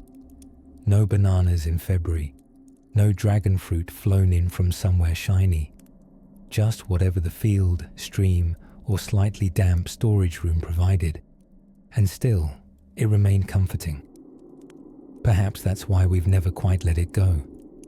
Every time someone opens a slow cooker and adds beans, onions, and a few suspiciously wrinkled carrots, they are practicing ancestral kitchen magic. Every minestrone, chowder, or lentil stew that gets it ladled into a bowl and eaten on a couch while wearing socks with holes in them is a spiritual descendant of medieval pottage. And if you've ever made chili that tasted notably better the second, third, or indifferent fourth day, congratulations. You have embraced the ancient strategy of flavor convergence through slow bubbling. But let us not forget the spice cabinet, which in medieval Europe was less a cupboard and more a tiny armored vault. Spices like pepper, cinnamon, and cloves were so expensive they were occasionally used as currency, bridal dowries, or evidence of a suspect's suspicious wealth. A particularly clove-heavy pottage could hint that a lord had either excellent trade connections or a worrying addiction to over-flavored parsnip. This is where the story begins to shimmer again with movement. The bustling trade routes, the ships corkscrewing around capes and continents, just so someone in Kent could add a pinch of nutmeg to their stew and say, "Ah yes, exotic." Pottage then wasn't just food. It was a social document, a bubbling map of the available and the imagined. What was tossed into the pot revealed far more than taste. It revealed hope, power, land rights, weather patterns, and occasionally, someone's mistake while foraging. As the fire drowsily pops and the pottage continues its slow simmering thoughts, we prepare to dip our wooden spoon into another culinary relic that's still with us. One both carb-laden and unexpectedly ceremonial. Let your eyes begin to drift, for what comes next is warm, risen, and possibly holy. There's a certain unshakable loveliness in cheese. It has survived conquests, plagues, revolutions, and hipster brunch menus. Throughout the medieval era, cheese was more than just a tasty method of ignoring lactose intolerance. It was preservation magic, alchemy with a whiff of dairy. In sleepy hamlets and bustling cities alike, cheese was a way to store milk without the risk of utter betrayal from those fickle wooden buckets. Milk spoiled faster than a summer romance in a Shakespearean tragedy. But cheese hung around. It matured, developed character, grew crusty rinds and pungent personalities, like an old knight with too many war stories.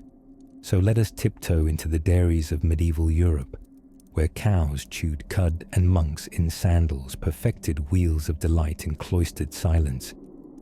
You see, monks were the unsung rock stars of medieval food science.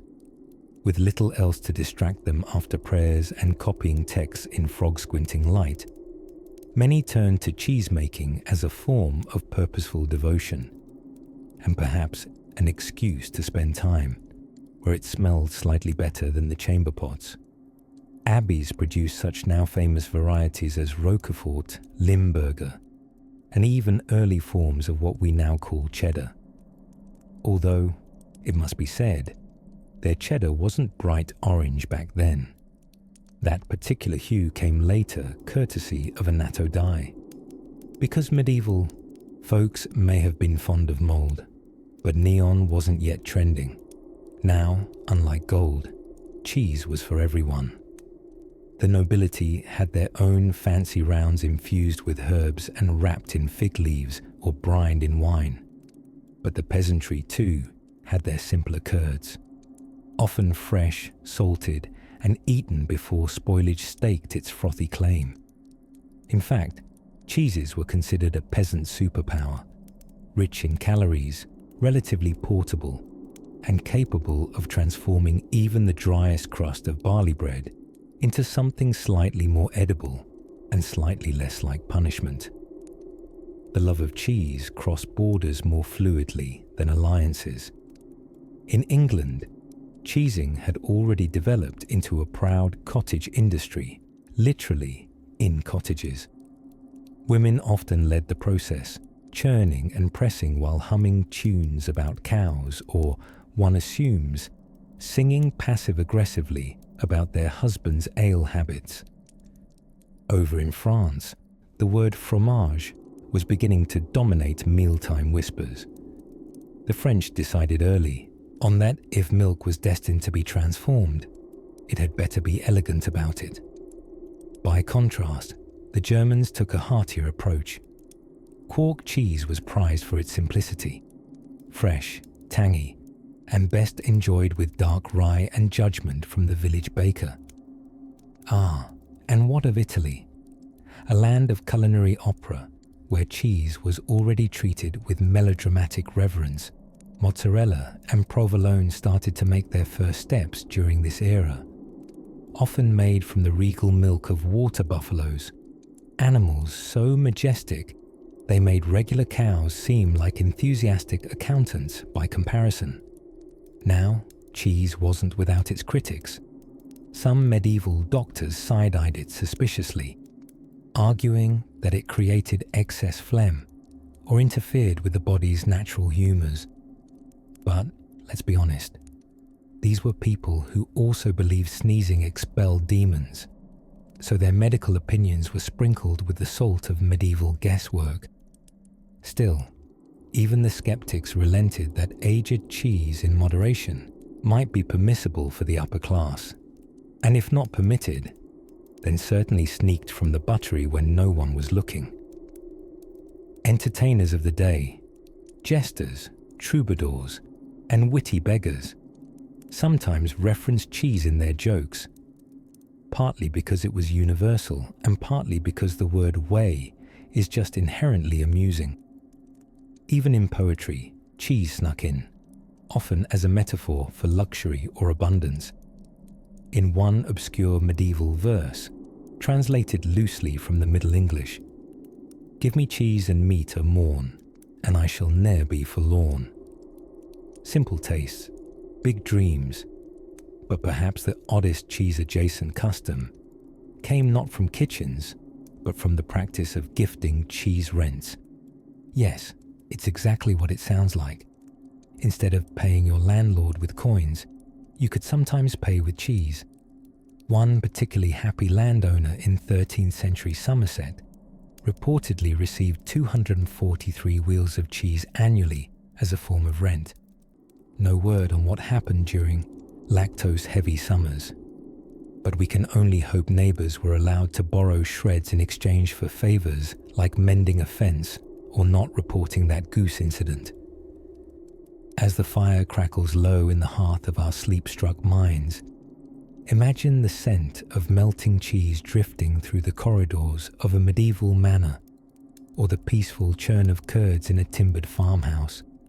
Soft, salty, and ever so slightly rebellious, they say history smells like parchment and damp stone, but sometimes it smells like Gouda. And soon, we'll slip quietly from the dairy to another table, one set with spoons, laughter, and just a hint of nuts, in the dim torchlight of a medieval kitchen. Somewhere between the thump of a wooden spoon and the sigh of simmering stew, there exists a quiet constancy, soup, or, as our medieval ancestors might have called it, pottage, thick, humble, and bubbling away on the hearth like a secret too warm to keep. Now, pottage wasn't just food, it was lifestyle. It was ideology, economic policy, and family drama in one large cauldron. It was an edible answer to the very medieval question, what can I make out of basically nothing that still resembles dinner? In a world where spice trade routes were for emperors and peasants had to make do with turnips, imagination was the chief ingredient, and possibly also the only seasoning.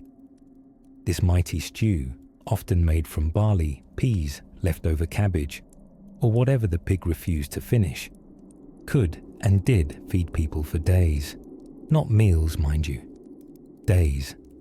Because unlike modern soup, which comes in flavours like roasted red pepper and butternut, pour it from a carton, pottage was ever evolving.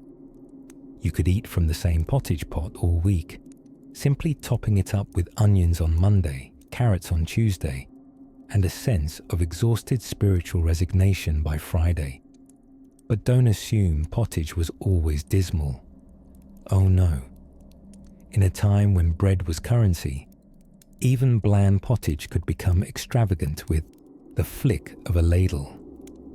Some were lavishly thickened with ground almonds, if you were lucky or literate, spiced with a pinch of costly cinnamon, smuggled through 3 empires, or even topped with an egg.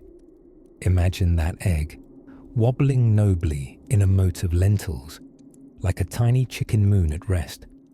The magic of this ever-adaptable stew was its hospitality. It welcomed all, both monk and milkmaid, noble and ne'er-do-well. In fact, some recipes from the 14th century form of curry, compiled by the master cooks of King Richard II, include delicacies like pottage of herbs with saffron and bacon fat. That's right, an herbal spa in your bowl with a little bacon jacuzzi, fit for a king, even if the king rarely lifted a spoon himself, preferring to be served by someone named, well, probably also Richard. Let's drift now, shall we? Mentally into one of those great hall kitchens where cauldrons hung like comets over open flame, and the low murmurs of potboys discussing whose turn it was to chase the goose out of the pantry mingled with the soft echo of wooden ladles stirring destiny.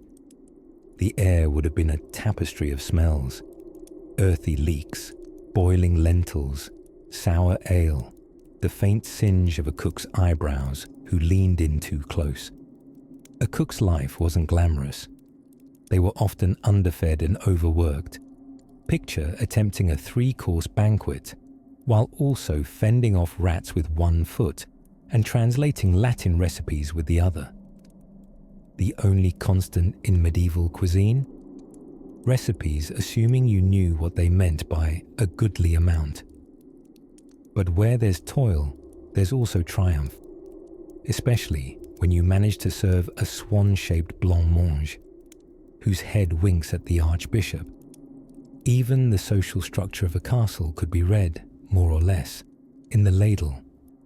The upper crust, an actual phrase born from bread, by the way, dined on gilded broths with game meat that had marinated longer than most marriages. Meanwhile, the kitchen staff shared the bottom, scrapings, scalded but satisfied, all of them united nonetheless by the humble pot of something that tasted better the next day, and the day after that. Pottage, you see, was the mother of leftovers, a thing that grew more noble with time, like wine or grandma. It ushered in other staples along the way, like dumplings, little balls of dough dropped in to swim like confused ducks on a lake of beans, and those tiny slices of bread used as dishware called trenchers. Eating your own plate. Very sustainable, very chic. But perhaps the most poetic of all pottage facts is this: we never really left it behind. French pot au feu, Eastern European borscht, Korean kimchi jjigae, even your aunt's suspicious chili at the family reunion, all echoes of that slow-simmered, endlessly forgiving medieval stew. So the next time you reheat a soup and congratulate yourself for thrifty living, just know you're participating in a tradition older than buttons. Go ahead, stir gently, blow softly on the spoon, and taste 1,000 slow afternoons condensed into a single sip. Now, as the coals of that ancient hearth glow low, and the steam swirls like memory itself, we turn our gaze to something served less in spoons and more in slices. The crusty comfort of bread, still warm from the oven of history. By the soft, flickering light of another medieval hearth, we enter the realm of digestion. Yes, digestion, nature's quiet encore after a hearty feast. For in the world of medieval cuisine, what went in must eventually be, well, thoughtfully contemplated by monks, peasants, and nobles alike. Not necessarily discussed at the dinner table, of course. This was a time when modesty was fashionable, even in matters of potatoes and posterior outcomes. And yet, as odd as it may seem from our postmodern perch atop the ivory throne, the Middle Ages had surprisingly detailed ideas about how food transformed in the body. A medieval diner didn't just eat for pleasure. Oh no. They ate according to the sacred science of humours. Not ha-ha humours, mind you. Though, fair warning, chicken entrails as a delicacy might provoke laughter in some. These were the 4 bodily fluids thought to govern your health, and occasionally your mood. Blood, phlegm, black bile, and yellow bile. Each food had a temperament. A pear, cold and moist. Garlic, hot and dry. Wine, definitely hot, though likely depending on the number of cups. The goal wasn't to simply appease the palate, but to balance these elemental fluids, hopefully avoiding a spontaneous outbreak of melancholy, or worse, a case of 14th century gout. Enter the curious custom of the medieval digestive course. These closing nibbles were like a soft curtain call, a small plate of spiced wine, candied ginger, or sugar-dusted anise seeds. People didn't just eat for nourishment. They sprinkled a rather theatrical concern for bodily alchemy onto every roasted goose leg and pie crust. You might imagine a grand hall glowing with torchlight, a boar's head on a silver platter making its final circuit around the trestle tables, and then tiny pieces of quince paste preserved in honey and winking with clove. The medieval version of after-dinner mince, though with far more clove and far fewer marketing executives. This idea that some food should gently escort other foods toward the exits wasn't limited to the aristocracy. Even humble folk, those who lived on pottage and bread, held to food rituals rooted in folk medicine and seasonal rhythm. Their gardens weren't merely full of herbs for flavour, but for function. Fennel for stomach calm, mint for breathing easy, and marjoram, a dainty-sounding herb that allegedly prevented flatulence and uninvited spiritual possession. 2 birds, 1 aromatic sprig. As for table manners, well, medieval people weren't exactly Victorian, but there was a code of conduct. For instance, sharing a trencher, a thick slice of stale bread used as both plate and sponge, meant trusting your neighbour implicitly. Chewing with your mouth closed wasn't written down, but heavily implied by side eyes from monks who saw silence as virtue. Unless they really liked the venison, in which case you might get a delighted One recurring twilight visitor to the medieval meal was the notion of voiding the tables. No, not that kind of voiding. This meant clearing dishes and offering the aforementioned digestives, usually in another room. It gave the body space to wind down, and the conversation an opportunity to wander into gentler territory. Falconry mishaps, or the scandal of someone putting cinnamon on a fish. And here lies a quiet revelation. Much of what they practiced feels oddly familiar. We still sip herbal teas after supper. We still claim certain snacks are good for the gut. We still dabble in the medicinal charm of mint before bedtime. It's almost as if history has been slipping us these sleepy little wellness tricks the whole time, tucked under layers of pastry and pickled plums. Now then, as candles gutter low and our imaginary feast fades into the warm haze of bedtime, we leave behind the medieval diner, patting their stomach, reaching for a final spiced fig, and quite possibly wondering whether they've appeased their inner yellow bile for another day. Our next thought drifts gently toward mornings, and what exactly people in tunics believed made for a proper medieval breakfast. Spoiler, coffee had not yet joined the cast. Let's wander there now, slowly. In the quiet, candlelit kitchens of late medieval Europe, a curious staple began to creep onto wooden platters and into the unsuspecting hearts of history: the humble pie. Not the fruit-filled variety laced with cinnamon dreams. No, at least not yet, but rather the meat pie.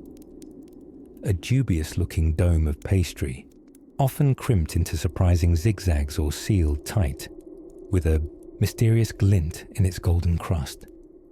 Now, the magic of this dish was less about the filling and more about the performance, because under that flaky roof, anything could be lurking.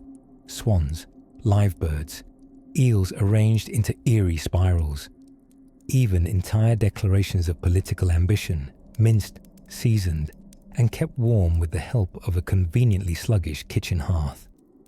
Pies, you see, were not just food. They were a symbol, a crusty, edible envelope of social persuasion.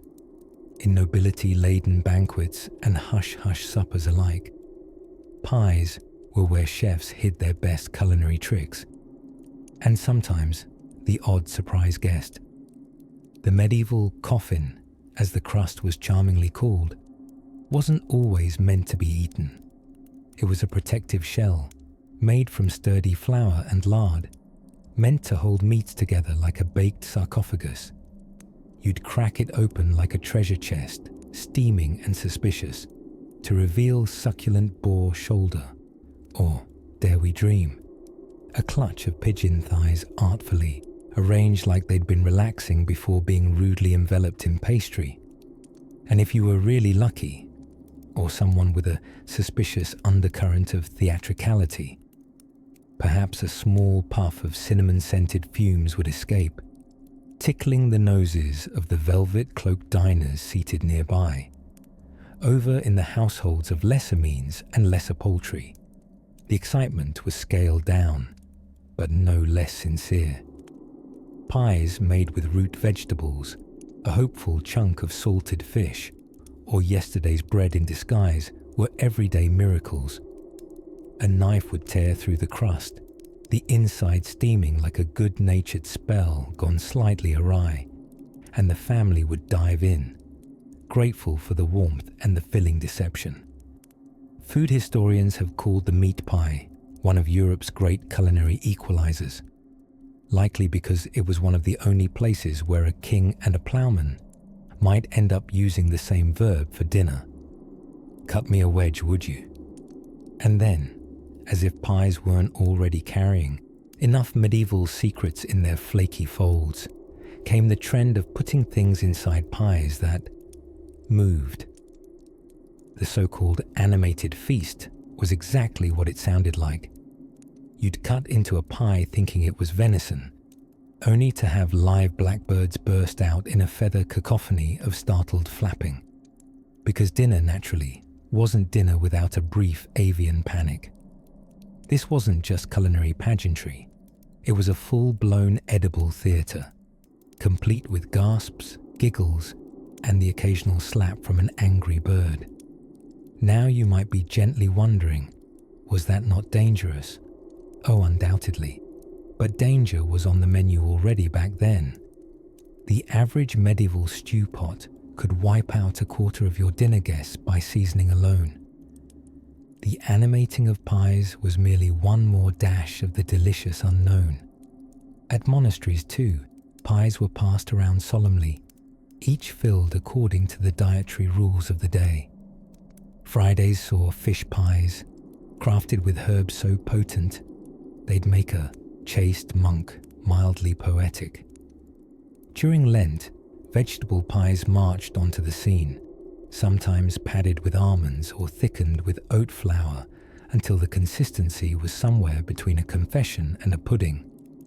Interestingly, the word pie itself may have come from the magpie, a bird famously eclectic, collecting shiny odds and ends for its nest, which, one might argue, is an apt description of how early pies came together. A little meat, a little surprise, a shiny spoonful of spices borrowed from a passing trade route. And though time would tame the pie into the friendly corner diner apple slice, or the handcrafted full-crust specimen with forked vents and sugar on top, something of its medieval mischief remains. The idea that food can hold secrets, that mealtime can be ceremony, that just maybe there's still excitement in cutting something open and seeing what lies within. So as we set down our wooden trencher and close the lid on our metaphorical pie dish, our appetite soothed and our curiosity only mildly crusted over, we feel a medieval coziness settle in. Because tomorrow we'll see what happened to all those medieval leftovers. Some were composted, some reheated, and some became soups of surprisingly modern character. The candles flicker low in the corner of a timber-framed cottage. You can almost smell the hearth smoke curling through the beams. Outside, the mossy stillness of the medieval night hums gently beneath the stars. And inside, at a long wooden table polished smooth by elbow and ale, a humble loaf waits to be torn.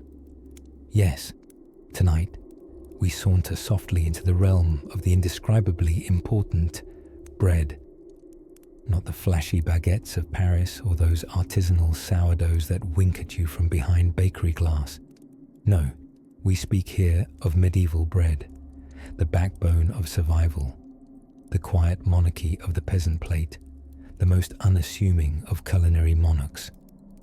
And despite its plain face, this bread has shaped civilization more than just about anything that didn't wield a sword or own a monastery. But let's not get ahead of ourselves. Pull up your imaginary tuffet. The bread will tell our story.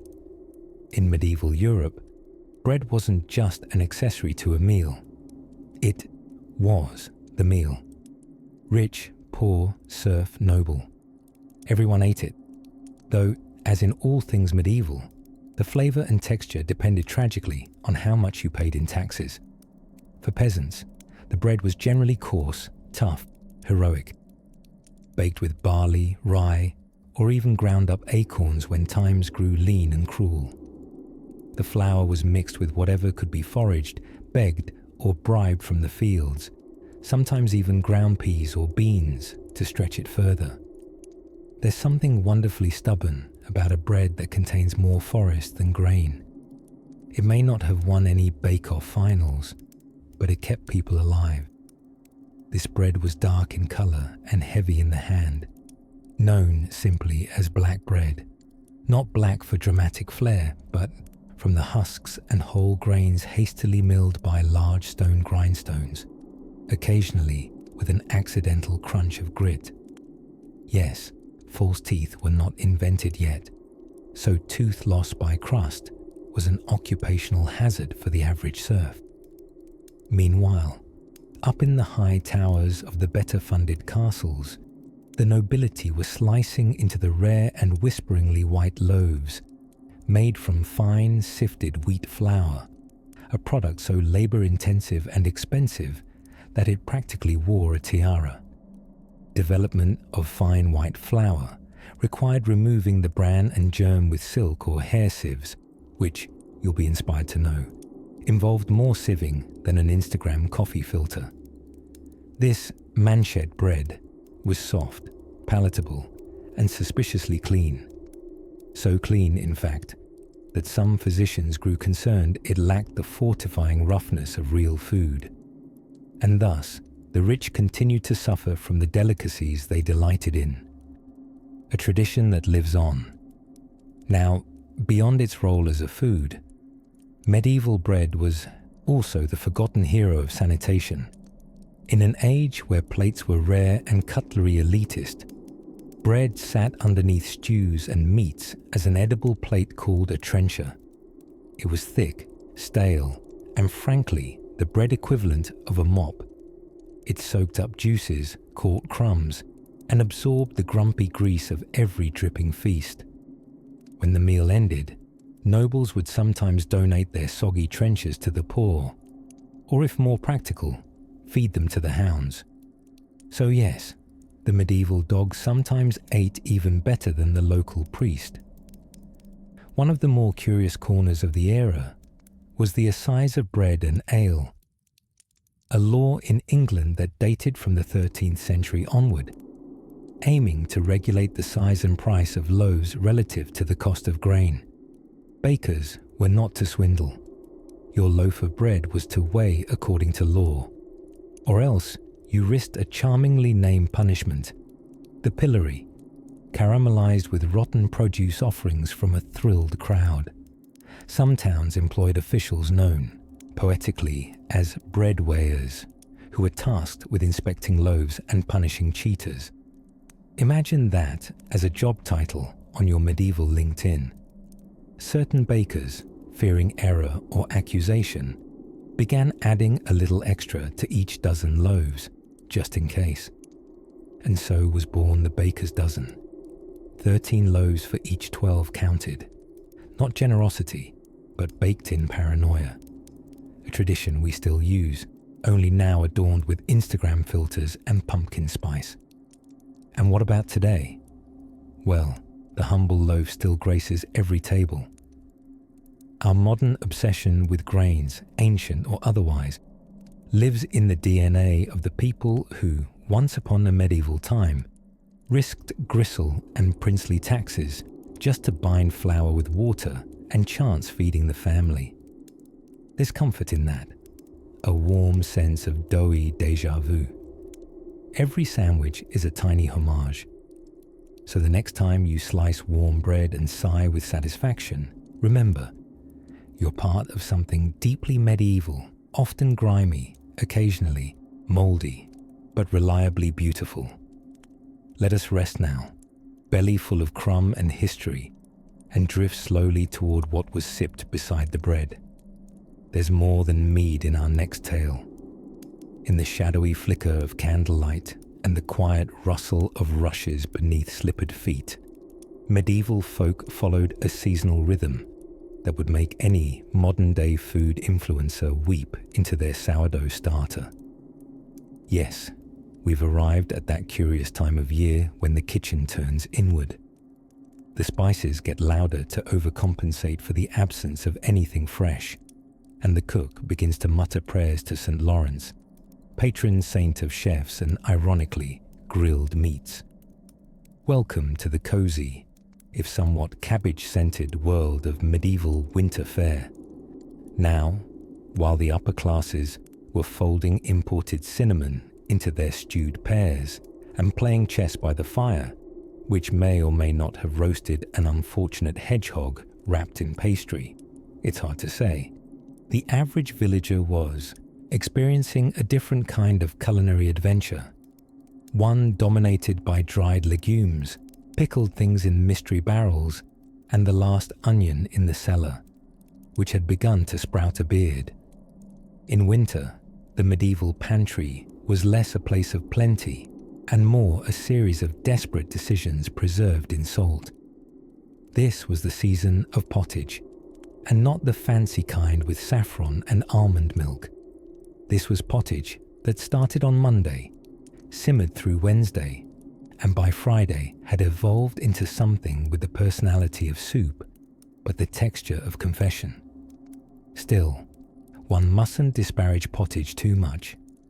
It was the great democratic dish of the Middle Ages. Everyone ate it, from shepherds to somnolent monks. Some versions included bacon, others featured barley or dried peas, or, when times were grim, leaves that looked like they meant well. Bread, too, played its stalwart role. Not the fluffy loaves you might dream of.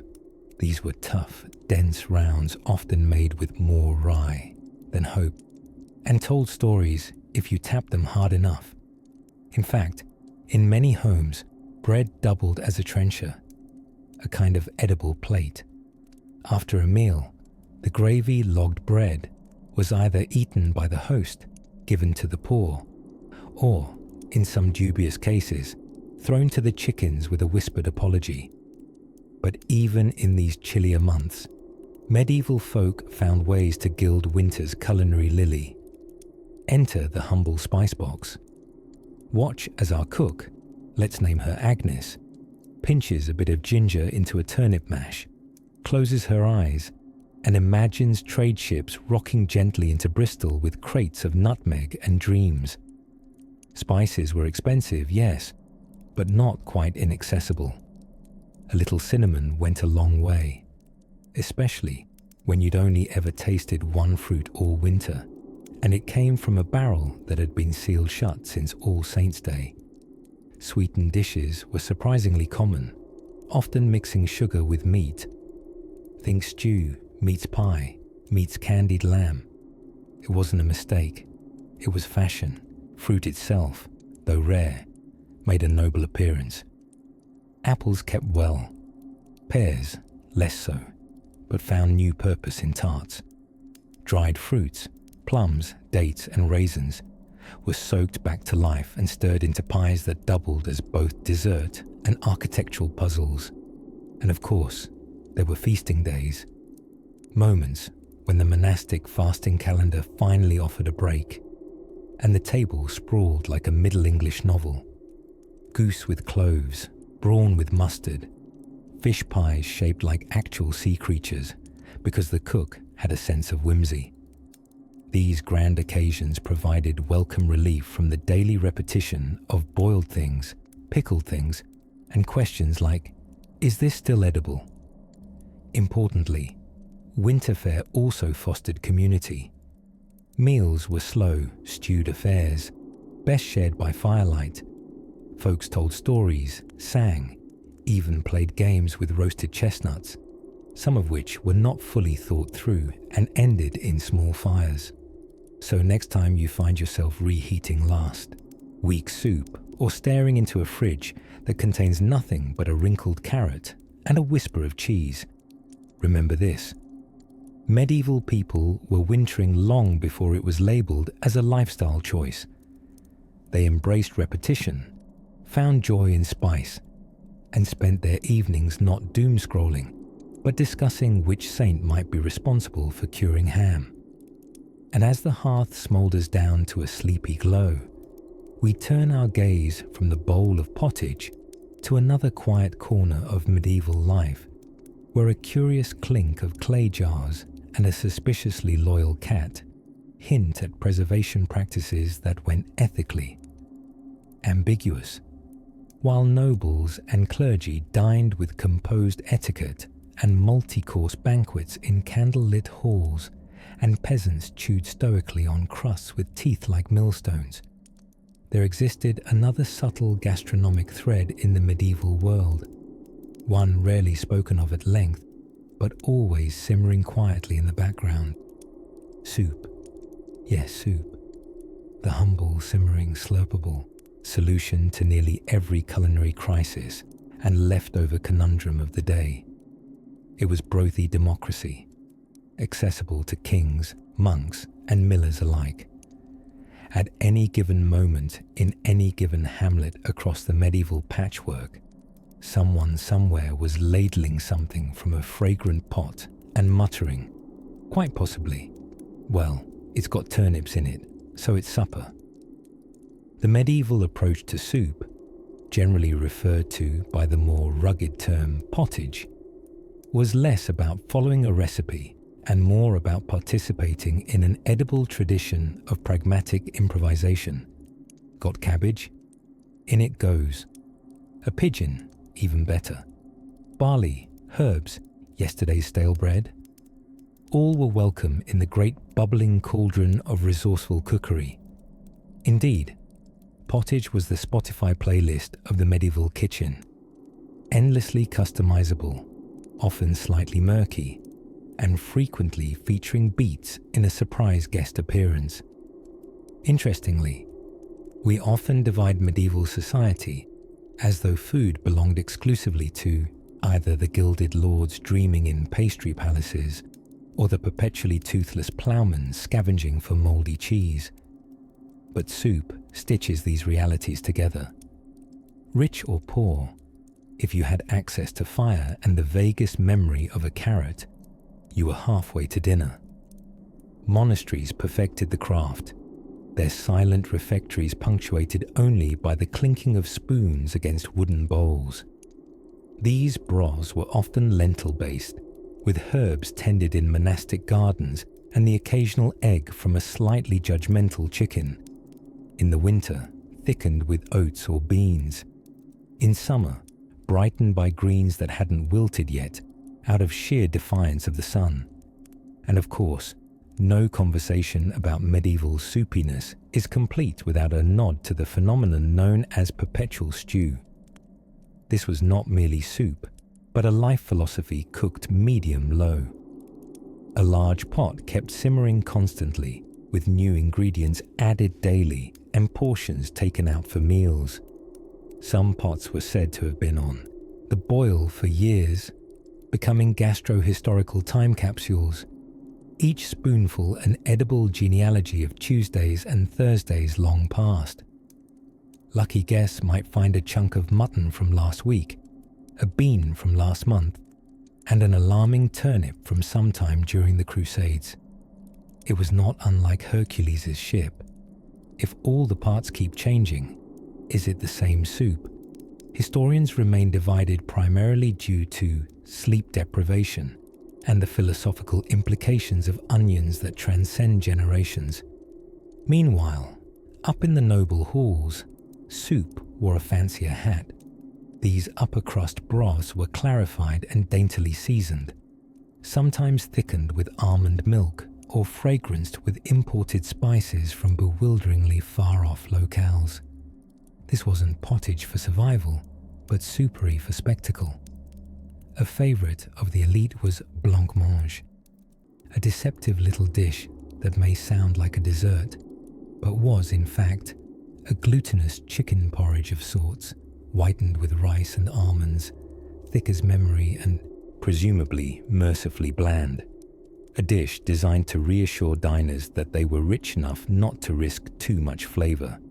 Medieval cookbooks, written for the wealthy, or at least for their kitchen staff, featured many such recipes, often vague and requiring a general knowledge of serfdom, fire management, and the difference between boil briskly and boil until your eyebrows smoke off. And here's a quiet truth nestled within all this steamy history. These medieval stews and soups never quite left us. Look into your own kitchen tonight. There's a chance pasta fagioli, chili, or minestrone is bubbling on your stove. Comfort in broth form, made from yesterday's odds and ends. Homemade magic, just as it was, quietly and unpretentiously feeding the weary for 1,000 years.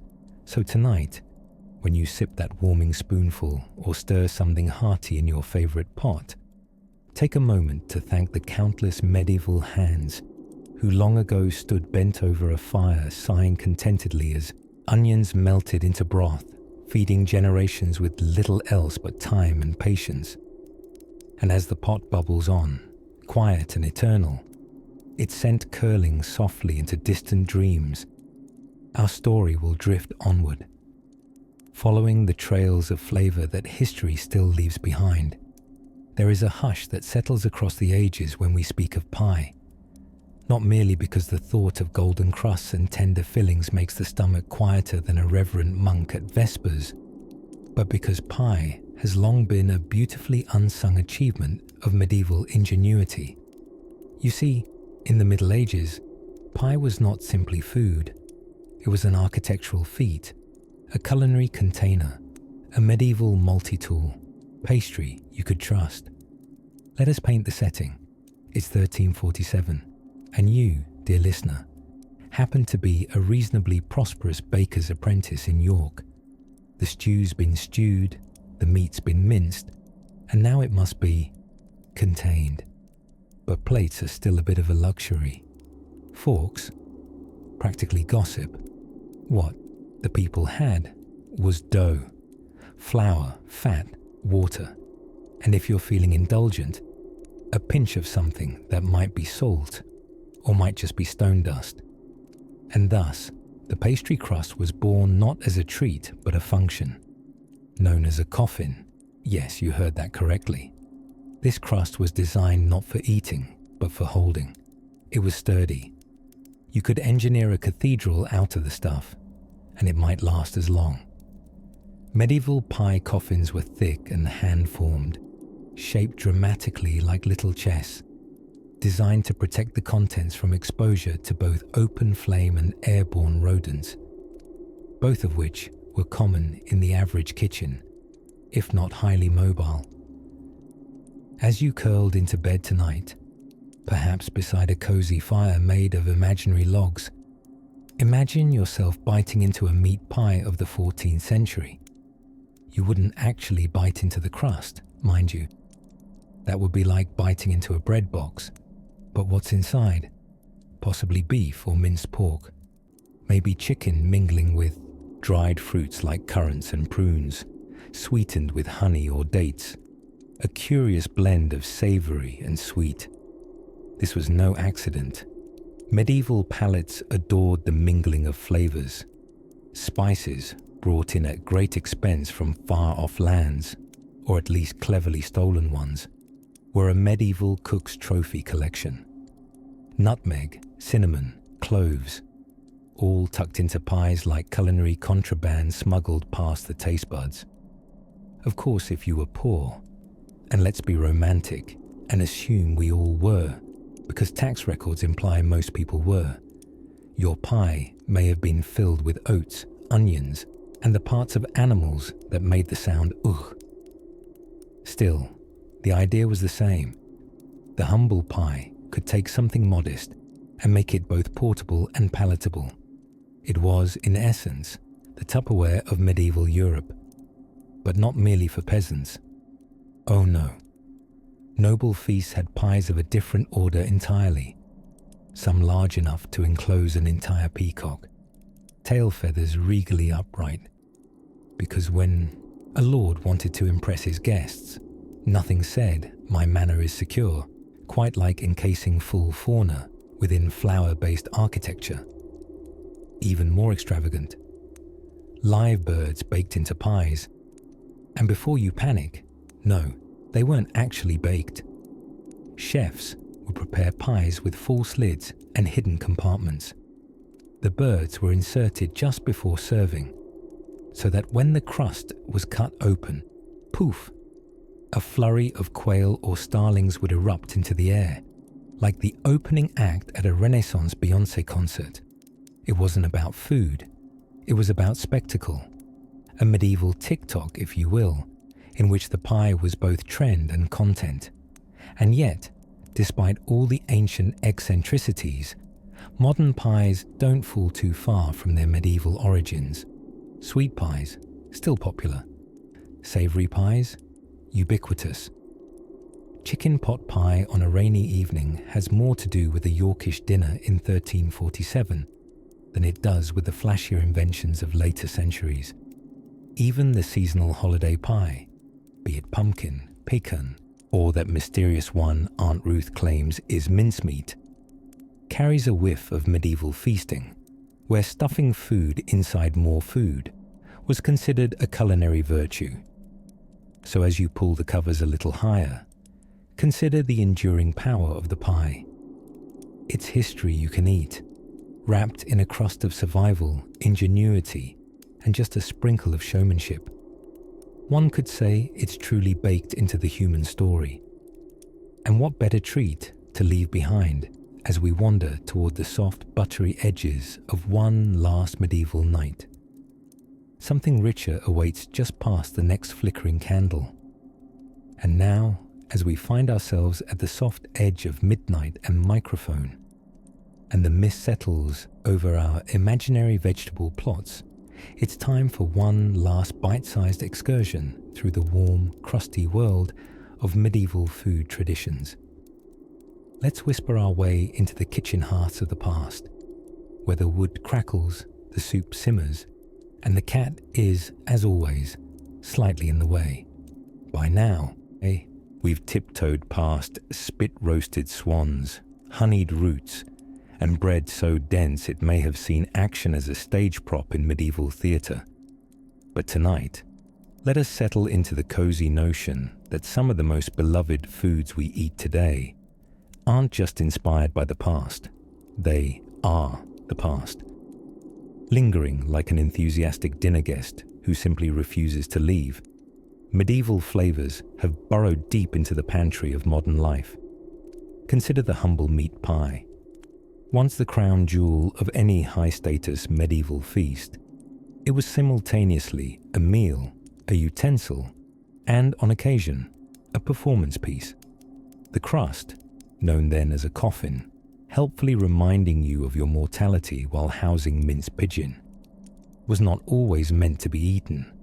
In some cases, it was merely the delivery mechanism, like a medieval version of the takeout container, only flakier and somewhat gloomier. But meat pies endured, not the dark, brooding coffins of old, but their cheerier descendants, steak and kidney, chicken pot, shepherds, all of them warm shrines to the tradition of wrapping one's dinner in carbohydrates and hoping for the best. Or have you met pottage, the medieval answer to "What's for dinner?" when the pantry contains little more than yesterday's turnip and the vague memory of sage? Pottage was everything and nothing, a soup, a stew, a porridge, sometimes containing meat, often not, and always bubbling over with peasants' hopes and dreams.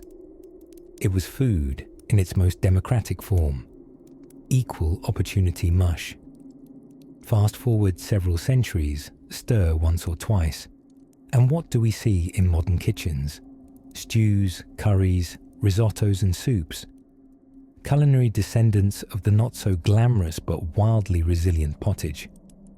The spirit of it survives each time you look into your fridge, find 3 unrelated vegetables, a questionable onion, and conclude, optimistically, soup. And let us not forget spices. Ah yes, the medieval obsession with spices could put today's turmeric smoothie lovers to shame. Black pepper was once so valuable. It was used in wills and bribes, and probably more than a few questionable trading negotiations involving overcomplicated ships and undercooked mackerel. Clove, nutmeg, cinnamon. They were not just flavorings, they were social currency, and some people sprinkled them on fish as a flex. Today, they're in your oatmeal, your lattes, your mischievously seasoned popcorn. We may have traded the dining halls for coffee shops, but the note of medieval ostentation is still there in each overpriced pumpkin spice concoction. Spiced, boiled or stewed. We're still dancing to old culinary tunes. The instruments may have changed, but the melodies linger. Even the rules of table manners, laid down during the medieval period with unyielding solemnity, continue to lurk quietly under your polite dinner conversation. Do not scratch your head while eating.